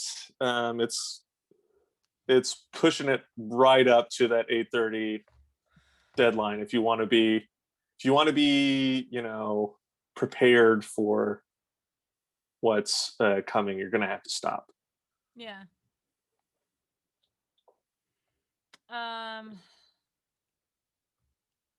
Yeah, I'm gonna have to stop. We've got more time. There's always more Okay. time.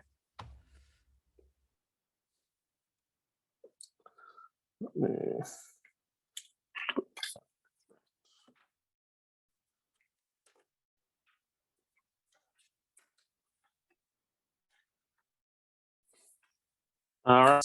So yeah, none of the books are overly damaged. At least nothing that you can't sort of deal with. You didn't like crumble any pages or anything like that. You get them all back in there.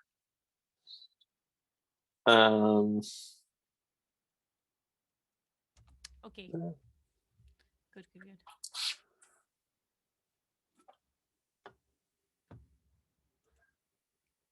And yeah, so it's we'll say it's 8:15 when you're all done. James, no,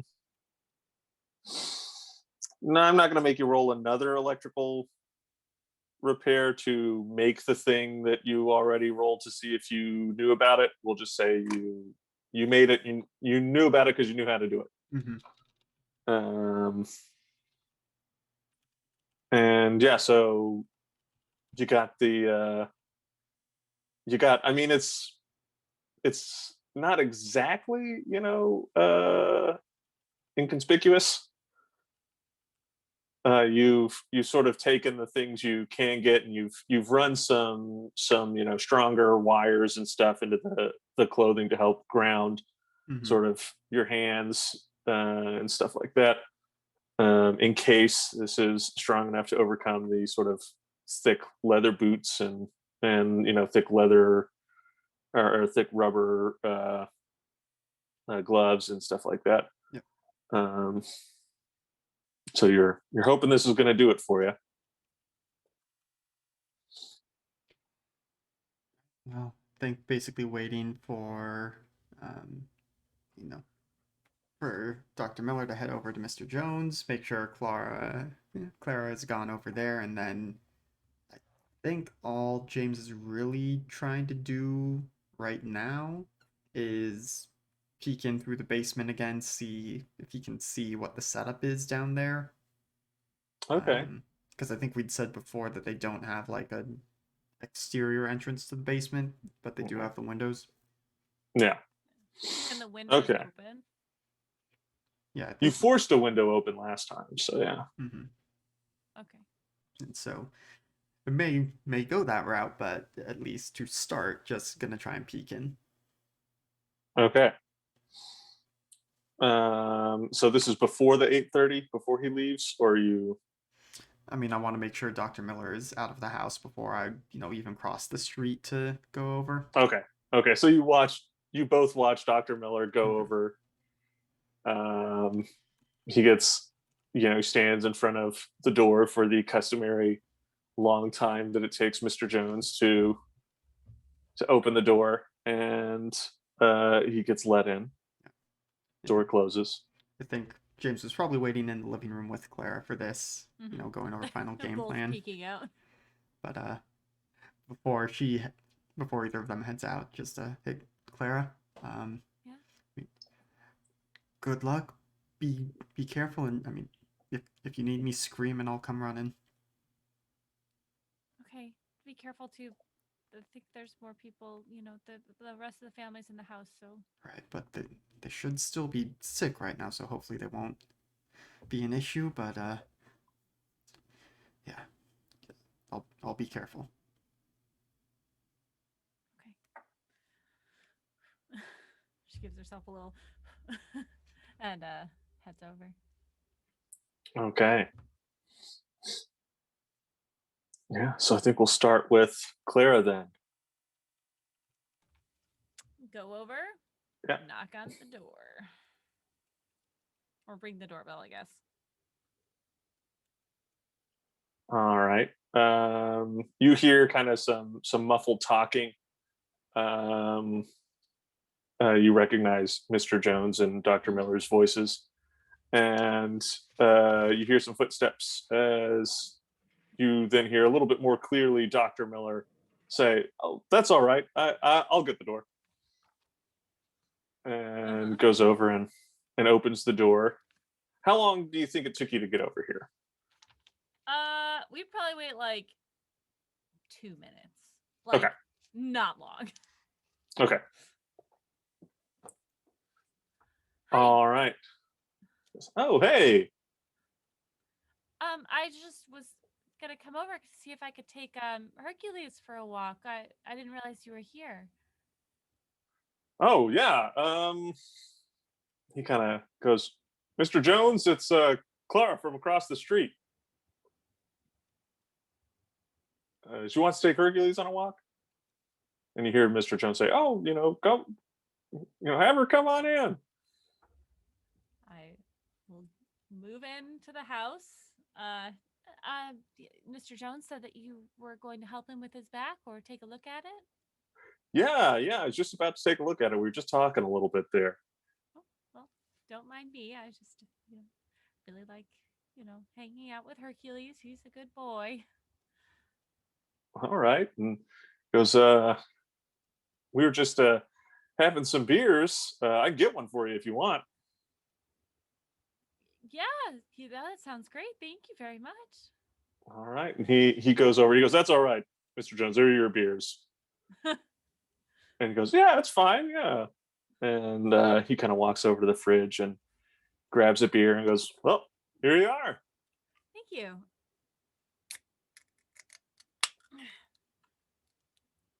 Cheers. All right. And that's right. So, and Mr. Jones goes, "Well, you know where all of Hercules' stuff is. If you're wanting to take him right now." I could wait if you don't. I mean, now that I'm beer, I want to be walking around the neighborhood with one.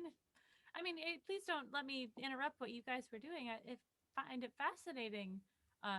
Physical health. Well, sure. And they're kind of, just doing small talk, and he kind of has, Mr. Jones um, lean over and he takes a look at his back, and he's kind of pressing along the spine and asking where it hurts and how does it feel, and doing all that regular medical stuff. He's just kind of asking you some small talk questions since he hasn't really talked to you before, since you just slapped him out of the blue. Yeah. Oh, I'm really sorry about that again. I don't know what came over me. Just I get nervous around people sometimes, especially new people. Well, I'm keeping my distance this time. Yeah. So, you have your own practice in town? Well, yeah, I'm chief of surgery over at Baptist. Oh, that's fascinating. Will you actually be doing surgeries, or are you just more in the not in the office, more on the floor? Yeah, I mean, a little bit of both. I have more paperwork to do than I used to when I was just a surgeon, for sure. But yeah, no, I still can take surgeries when I feel I should. And what's your specialty? I primarily focus on the heart, It's an important cardiovascular. organ. Yeah.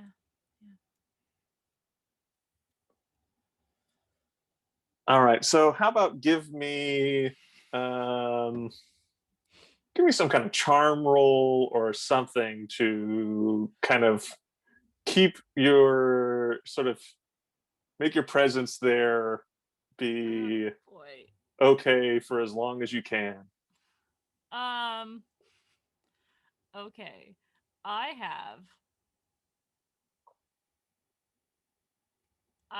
know this isn't going to help me at all, but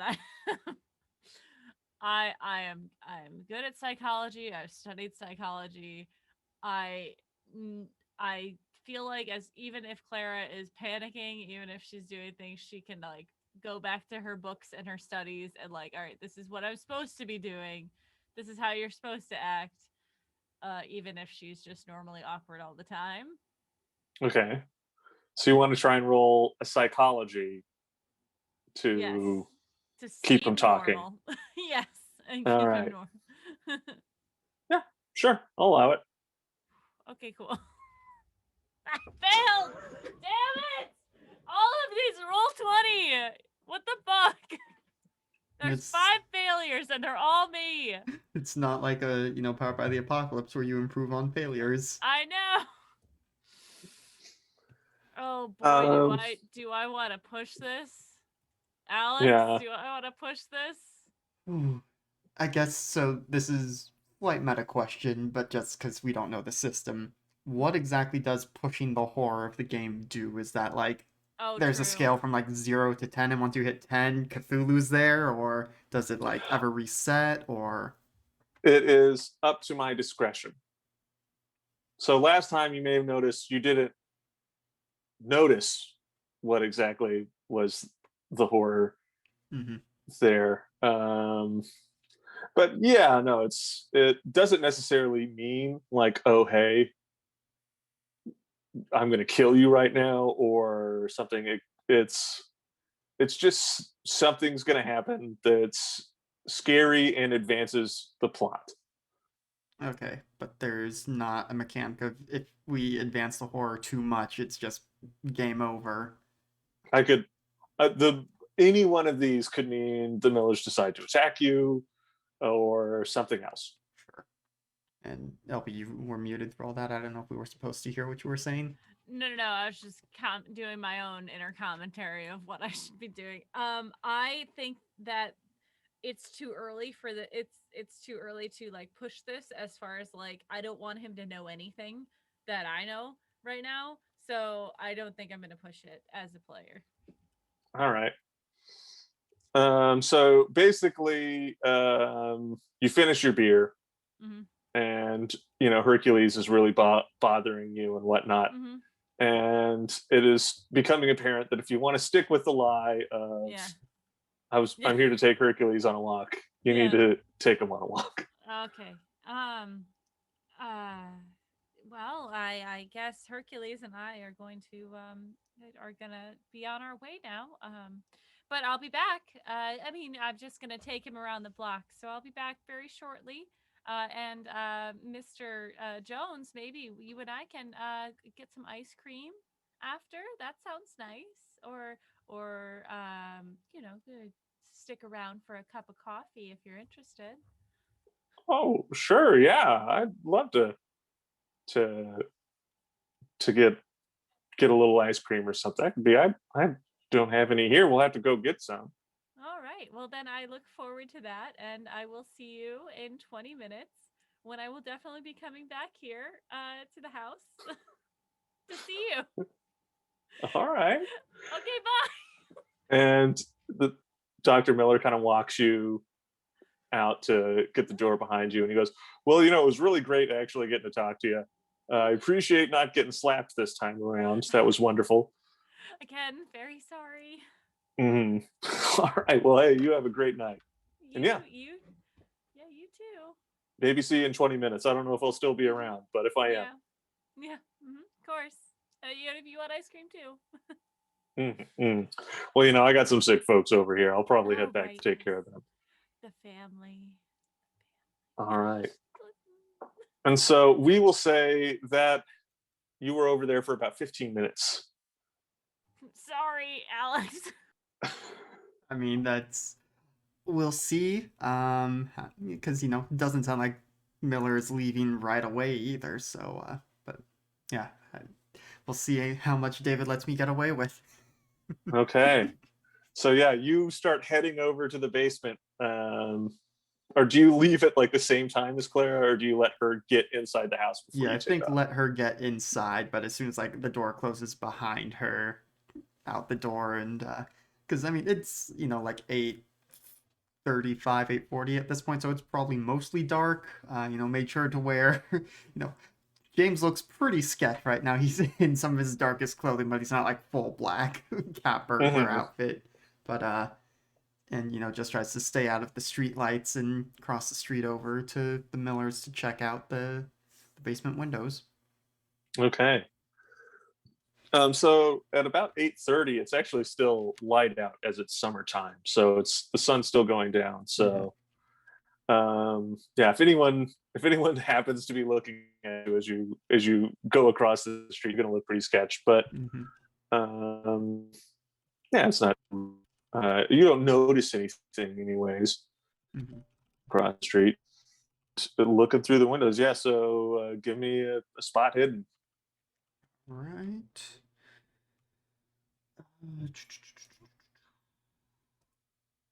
Nope. 52 versus 38 failure. Okay, so you kind of go over to the window.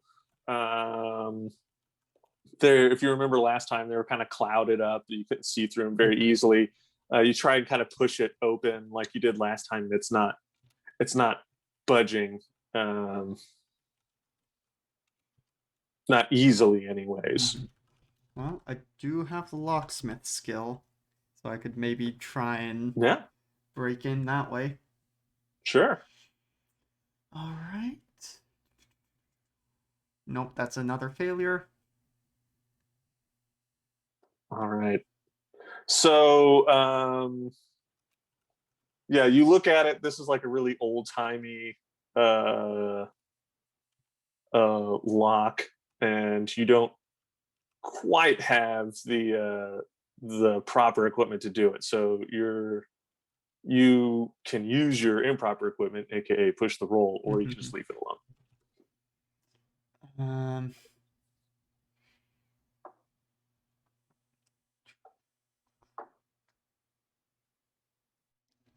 hmm. I think it'll be more interesting if I push the roll, and I think what it's going to be is like, okay, I wasn't necessarily expecting to need, like, I've got the tool I need, I just need to dash back across the street and dash back over to get it. Um, Okay, yeah, like you define how you push the roll. So yeah, yeah, if you want to do that, yeah, and so go I get the think tool you that need. and, opening up more chances to be seen doing something sketchy, but, yeah, I don't know, this is maybe not the best roll, but it's better than 50-50 odds by 1%. Mm-hmm. That's a hard success this time. Okay. Yeah. So you go across the street, you get the tool you need for it, and you easily open this lock. Opening the window, you kind of peek in. The windows are kind of about a half size window, and they rotate down the middle to open. So it's not going to be easy to. You'd have to break the window to fit in through it. But you can look down there. Yeah. And you see the table. You see the metallic coffin that it is hooked up to. You see the large machine sort of in the corner of the room, hooked up to everything that you saw last time.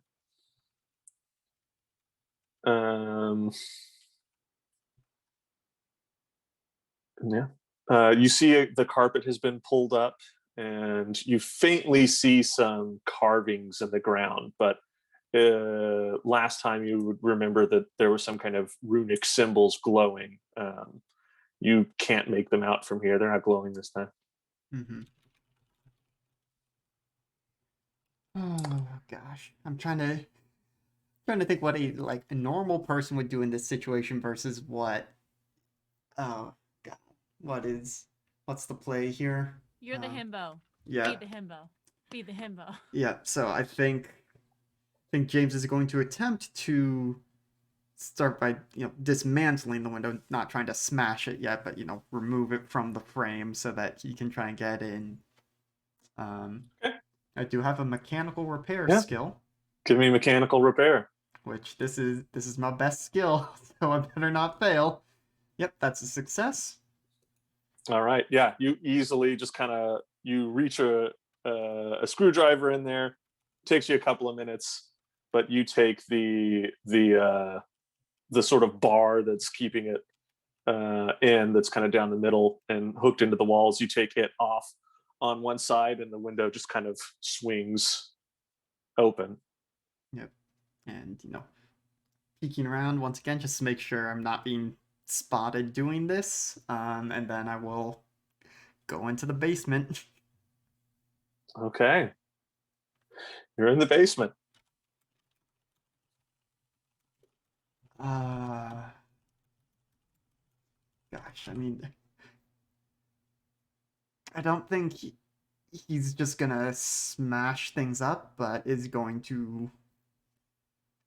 Because you said there's a large machine in the corner, right? Mm-hmm. I think if there are any obvious bolts or something, is gonna try and loosen what's Okay. there. Maybe disconnect a wire or two. All right. So this is you can use either mechanical repair or electrical repair to try and sabotage this machine if you would want to. Yep. Well, one of those skills is significantly better, so I'm gonna do mechanical repair. That's another success. Okay.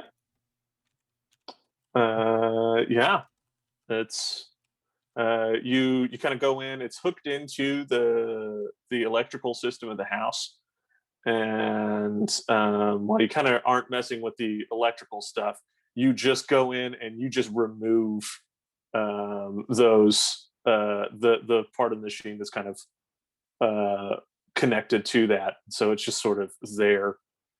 now.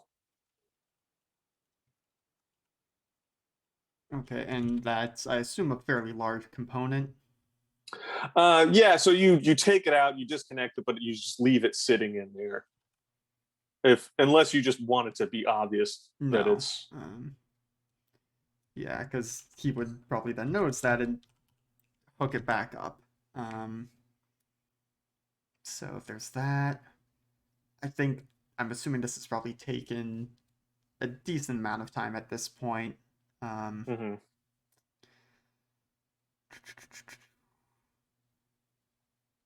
Yeah, I think James is just gonna. The one last thing he'll do in passing is just like take a screwdriver and just gouge a small line in one of the runes. He doesn't know what he's doing there. He's just like, those were glowing before. That's probably not good. Okay, Um, okay. Um I want you to well, I'm not going to have you roll anything for it. It's easy enough to just gouge mhm. something in there. And I think trying to do it so that it's um, hmm. Okay, is James smart enough to try and make it look subtle, or is he just like stab the weird thing? If you are a handy man, you know what you're doing. Yeah. Okay, so probably it's take like a flathead screwdriver and where there's a line just slightly off from that angle, just do a little bit so that it's no longer the same symbol. Okay, okay. And once he's done that, is going to get back out through the window, try and put it back in the frame, and then go back home. Okay. So this, I'm going to have you roll an art/craft roll Okay. to make it not noticeable. Gotcha. No matter what, you're doing it. Yep. I'm not seeing art/craft on my sheet. Okay, so let's look at your sheets. I have a printed off character sheet that I use for reference. That is a little different than these. Gotcha. Characters. I mean, I seem to recall it being an option in character creation, but I think it just wasn't a skill I put any points into. It should give you. You should always have. Okay, so we have arts and craft skills. Ah, okay. Okay, so you just don't. All right. Well, if we don't have anything in it, I know what it starts at. It starts at a 5. Okay, so So. roll a D100. Hope for 5 or better. Mm-hmm. Let's see. 43. Okay. So yeah, without pushing it, you've marked it, but you kind of step away from it, and it's a little more obvious than you would have liked. You're not that great at like sculpting or something like that. And yeah, but you've done it. Yeah, so not wanting to stick around any longer, back out through the window, put it back in frame,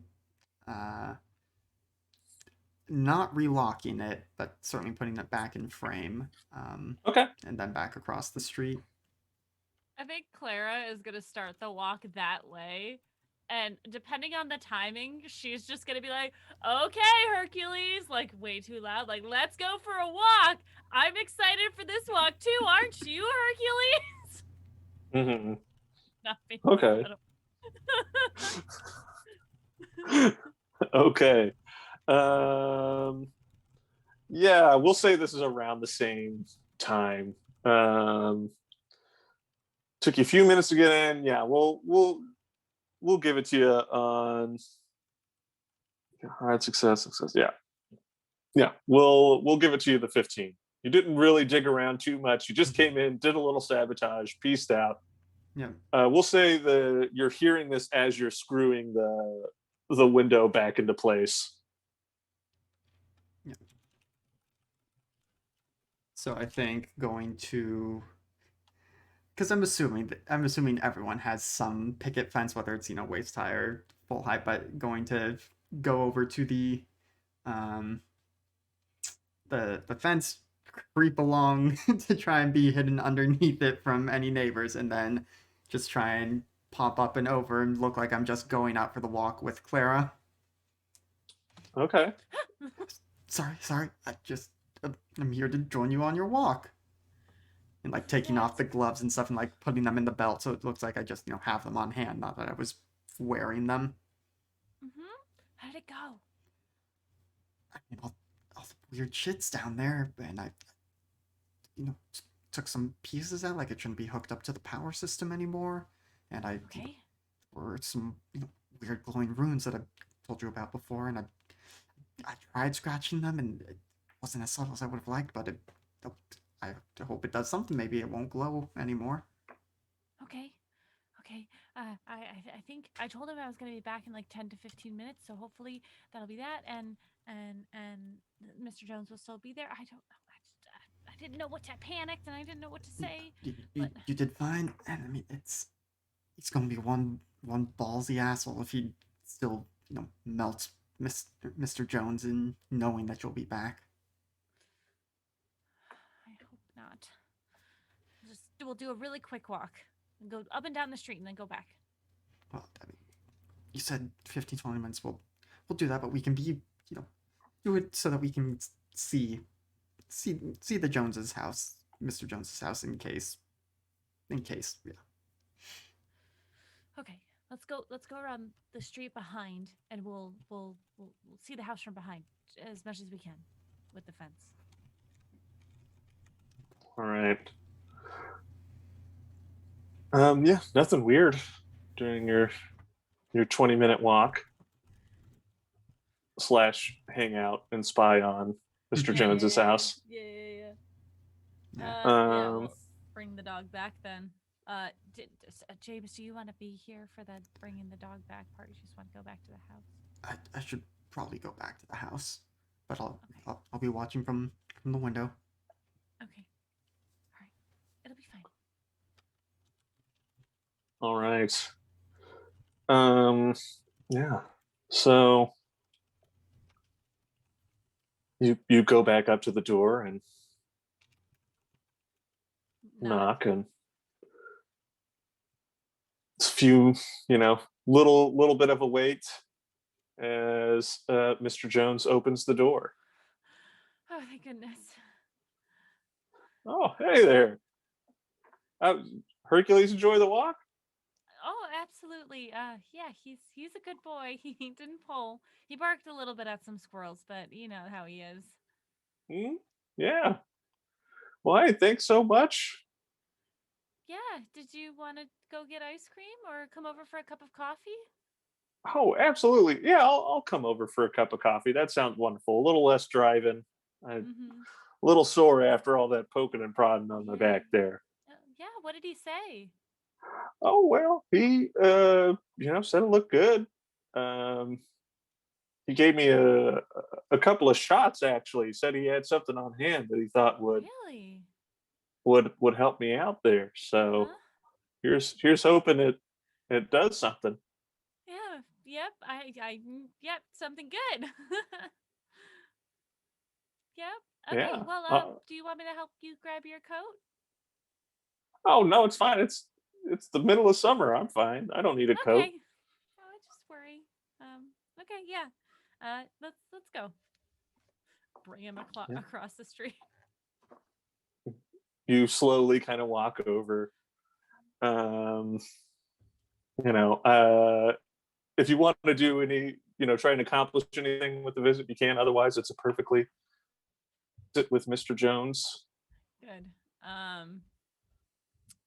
It'd be really weird if I asked him to spend the night. So. Uh.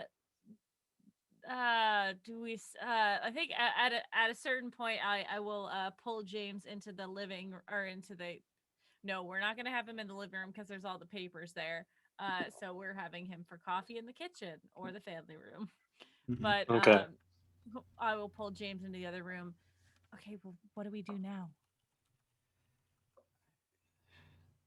I don't feel good about it either, but we'll let him go back. We have to keep acting like things are normal. Hopefully, hopefully what we did is enough to change what happened before. And And if it's not? when we try more drastic measures when it's Carol's turn. I mean, it sounds callous, and I don't like it either. But it's again, if we if we start going off about what's actually going on, we're the ones who are gonna be we won't be able to do anything else because we'll be sent to the asylum. Right.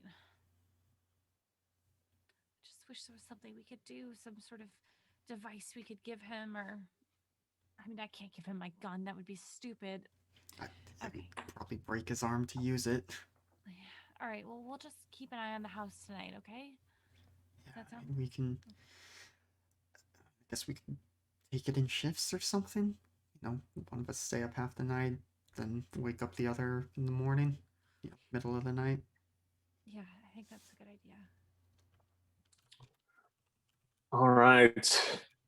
Who's the first shift? Who's the second shift?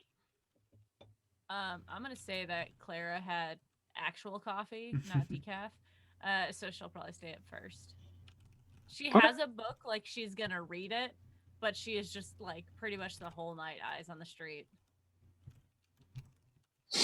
Okay. When do you want to do the handoff? When's the shift change? 2? I mean, probably just before 2 a.m. because that's when the zapping happens before. Mm-hmm. Okay. Yeah, she'll probably wake him up like before 2 a.m. Just then they'll be up for a little bit together. Yeah, All right. I think you What? go in to wake up James, and he did still in the he still went to bed like normal, so it's undershirt and boxers, if that, as you go in to wake him up. Just knock knock, James. Oh, I'm so sorry. Oh no, Just no, it's fine. Waking up early is never fun. It's a big stretch. You okay there? blush. No, I'm fine. No. It's almost 2, so I wanted to, Right, just make sure right, yeah. nothing's gonna Thanks. happen. Yeah, I'll go splash some water on my face and guess I should probably Would you- put some more clothes on. Yeah, me too downstairs. Awkward laughing all the way down the stairs. Okay. So yeah, you get the handoff. We'll say you're done by 2:30. The buzzing or the humming and electrical stuff hasn't happened, and Okay. you didn't see anyone go over to Mr. Jones's. We're affecting the timeline. Ooh, that And never yeah, goes poorly. Right, I know. Claire, you go down, you go to sleep. And at around about 3:30 in the morning, James, there's a loud humming noise and flashing lights.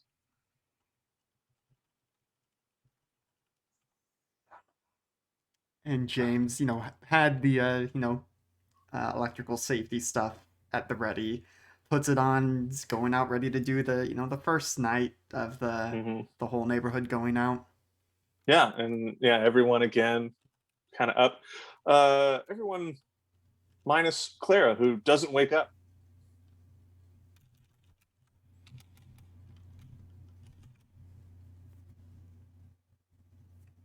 Okay. I'm assuming it's more or less the same as it was the first time.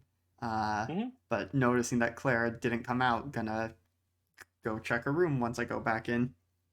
Okay, yeah. So yeah, it happens basically the same way. Dr. Miller comes out. Oh, sorry, folks. Just messing with some electrics down in the basement, and I really got out of hand. Don't worry, we got it all shut. All that kind of stuff. And you go back in. You check on Clara. She's in bed, asleep. There's no way to do this without seeming like a creeper, but James is gonna come close and just like check that she's breathing. Okay. Yeah. She's breathing. Ooh. I want to make a stealth roll just to see if I wake her up. I'm fine with this not counting. It's like if I succeed, it's gonna check it off, but just to see. Okay. Yeah. Sure. Go ahead. Nope, that's a failure. So I think a floorboard creaks or something, and you wake up to James, more or less in your face. Do I wake up? Yeah. Okay. Just. I'm sorry. I didn't mean to wake you. You didn't wake up to that? What? You creeping into my room? The buzzing, it still happened. What? And When is it? it's just after 3:30. The buzzing isn't. It's already happened before. It can't be that big of a deal. What? The buzzing, it's not a big deal. You're not worried about it. Oh, okay. What? But the buzzing, it's fine. The buzzing is fine. The buzzing, that means they probably melted Mr. Jones? What? Clara, what happened? What are you talking about? It's fine. So, It's just... Clara, you understand what he's saying. You believe what he's saying. Yeah. Right? It's hard to really have sort of that panicked or emotional reaction about the Millers. Yeah. Like it's there, it's logically there, but you're just not having that quick emotional response to it. So your free will is still intact. Yeah. But you're just a little too relaxed about the whole thing. It's really, it's just the Millers. It's fine. Millers that are killing our neighbors and killed us? I understand. I'm sorry. Maybe I'm just tired, but it doesn't. I was more shocked that you were standing over my bed, Right. not waking me up. Sorry. I was just trying to make sure you weren't dead. Why would I be dead? I don't know. Maybe they snuck in while everyone was out looking at them. I was worried about you. That's it. I did do the best job handling it, but that's... No, that's fine. That's very sweet of you. I'm okay. Okay, well, get some sleep and I'll, let you know that Mr. Jones is dead in the morning, I guess. See if you react differently then. I'm pretty sure I think it's going to be fine. They probably just got the machine back up and running or something like that. I'll have to figure something else out, I guess. Okay. I'm gonna stay up the rest of the night probably, so I guess, see you in a few hours. Okay. I'll make some tea in the morning then. I'll go back to sleep. All right. Yeah, nothing else odd happens that night. And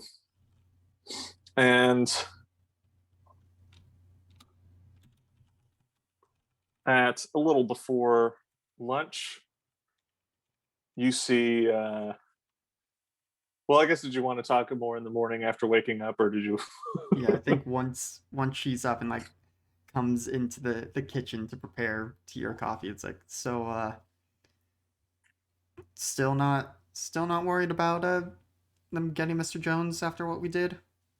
Well, I'm concerned. Of course I'm concerned, James. I'm just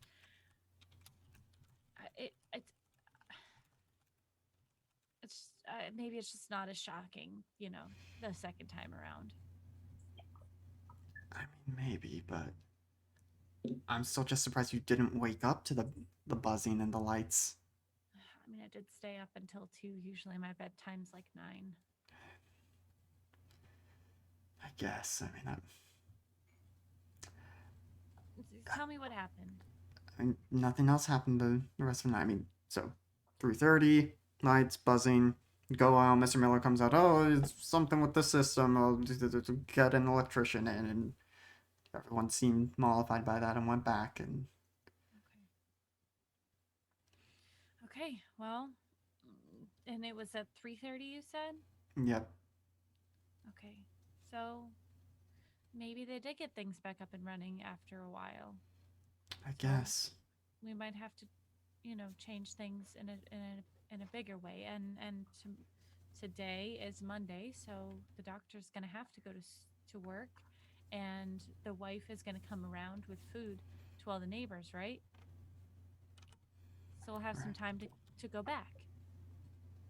Right. Okay. Yeah. I'll need to get a nap in at some point. So I probably shouldn't have stayed up all night.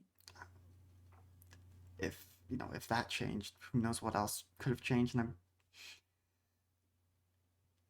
it's not gonna work for one of us to always be awake. But I didn't want to risk it last night. Yeah, I get that. So yeah, roundabout same time as last time, Samantha Miller comes over with her Tupperware full of stuffed onions. Yum. The greeting goes much the same way. She makes the physical contact. There's an electric shock. Does she with Clara? Does her husband tell her that he got smacked last time? Yeah, she does it still. She does it the exact same way as she did the first time. All right. Unless you two do something to try and ensure they do not. Do we wear the rubber shoes? Yeah, I mean, maybe part of what James is doing was he put like rubber soles into some of our regular shoes, so it's not, oh hey, we're running around with rubber boots on, nothing odd about that. Just to maybe help a little with the discharge. Well, it doesn't seem to help as you're all shocked. Yeah. And there's the intense eye contact and saying your name over and over again for 30 seconds. Goes same way. An hour later or so, Hercules comes over to the door. Oh no. Covered in mud. As soon as Hercules comes over, she kind of looks at James like, oh no. And this is and Claire, you're having a bit more of a normal sort of panic response to this. Yeah. And she's going to basically do the same thing she did last time, but like instead of like knocking on the door, she just lets herself in first and tries to see if there's anything weird, like is the back door unlocked, like it's like how did they get in, how did they get him sort of situation, as opposed to like where is he. Okay. All right, so you go in, you go over, you unlock you get the spare key, you unlock the door, and you go in and you start walking around. And you hear just, oh my lord, Claire, what are you doing in here? And you see Mr. Jones standing, taller than you've seen him stand in years. He's a lot straighter than he has. It looks like he's raised his cane up a few clicks. Oh my gosh. Hercules came to the house. I assumed that something was wrong. I'm so sorry. I didn't mean to just barge in. Oh, all right. Well, hey, thanks for bringing him back. Yeah, you look good. Are you feeling all right? My back's feeling much better than it's felt in years. Well, good. I'm so glad to hear that. And she's gonna like take a second to think about it and then hug him. Like I'm just so happy you're feeling better. She's just happy he's alive. Well, thanks. And I'm gonna take that next weekend. I'm going down to see my daughter. Oh, that's so nice.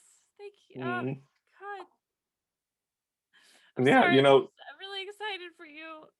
Oh, thanks. Hey, that's you don't need to be that upset.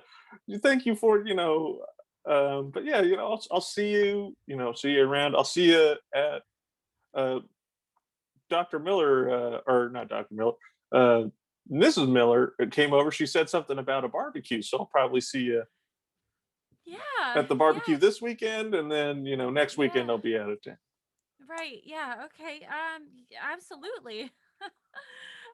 Oh, she brought you food, right? Yeah. You know, uh, whew. So I don't. When I was looking at it, I was looking at the meat, and it doesn't look like the highest quality meat. So maybe for your digestion, might be something you want to avoid. Um, Ooh. just an yeah, just an Well, I option. might have to go to a doctor or something, and I did already eat one of them. Oh So no. it was lunchtime. Okay. They Yes. smelled good. They're warm still. Ooh. Mm-hmm. Okay. Yeah, no, that's great. Just make sure the gate's locked and all your doors are locked when you go to bed. So, I'm gonna go. It's really good that you're feeling so good now. Yeah. Okay, cool. She's gonna like leave the house and like run back across the street to James. Poof, James. There was a question from chat, which is a good question about who did they get. So I asked, more or less the same as last time. Was Carol still there at 3:30? Like, was there anyone that James would have noticed missing that was there before? No, not from the not yeah. When everyone came outside, no, nothing. Yeah. You don't look upset. He's alive. He's fine. He looks better. He's standing up straight. He looks better than he has in years. Well, that's good. Yeah. But then who did they get? Because I mean, everyone who was there the first time it happened was there before. I mean, Carol was there. Good. Well, maybe the sabotage helped and they were just going to get back up and running like they couldn't do anything. It, it's possible. Yeah. Well, I guess we'll have to keep watching rest of today to see what changes. I mean, Mm-hmm. it feels like there's still something we need to do to stop things from happening again. But now that we've changed that, I don't know what's going to change that we need to change, and Right. my Oh, head you're right. You're hurts. right. The timeline. The timeline. Okay. Well, I think that the sabotage was a good idea. I think Mr. Dr. Miller is he at work at this point? Okay. Yeah. Um, maybe can. Do you think you can go back down and sabotage more? I can try, but I mean, if now that Samantha's up on her feet, it's gonna be harder to get in unnoticed, and Yeah. Maybe I can. Maybe I can distract her. I could that's have her over for drinks. that is probably her best bet. I worry about your safety. I mean, she seemed a little freaky too before we both died. Yeah. Um. I mean, maybe. Should I have my gun nearby? Maybe. I mean, I don't know how you could keep it nearby but not obvious. Out. I could keep it in one of the kitchen drawers. I mean, I think it would make me feel better, and I'll leave it up to you. You're the smart one. You can figure out how to do it and not get caught. Um. Okay. It's very sweet. I'll invite her over. I'll go over right now and invite her over for some cocktails. And I'll put the I'll put the gun in this drawer here, which is right next to the kitchen table, and then we can yeah, if anything happens, I'll yell, you know. So just be careful because the boys will be up and about too. Didn't he not show up until Tuesday before? Mm. Yeah. Right Sounds now, the only two people that are better, as okay. far as you know, are Dr. Miller and Mrs. Miller. Mm-hmm. Okay. Okay. Okay. But they're still in the house, so just, be careful. Right. Okay. And I think we will end there before we do any new plans, or before we execute any new plans, anyways. Mhm. So yeah, thanks for playing, y'all. Yeah. Uh, Thanks for killing us and then bringing us back. Um, yeah, anytime. yeah. All right. Well, sounds like that is going to conclude our game tonight. So thank you everyone at home for joining us. Those of you live with us in Twitch, always glad to have you here. If you're watching this in the future on, YouTube or VOD or something, glad you're here as well. You can catch our, our last episode there and all our other shows, which are all really great. Let's see, scheduling again. We've got Elegant Magics Thursday, Neon Souls Friday, and then starting with Saturday, we're gonna be dark for most of a week. Again, we might have some non-scheduled, irregular, video game streams or something, but most of our, tabletop games will not be happening over the next week, unfortunately. Um, yeah, those are the important things for the channel. Either of you got any things to plug before we sign off? Nope. No? All right. Well, then, once again, thank you everyone for joining us. We have been G Game Nights and good games and good night, Internet.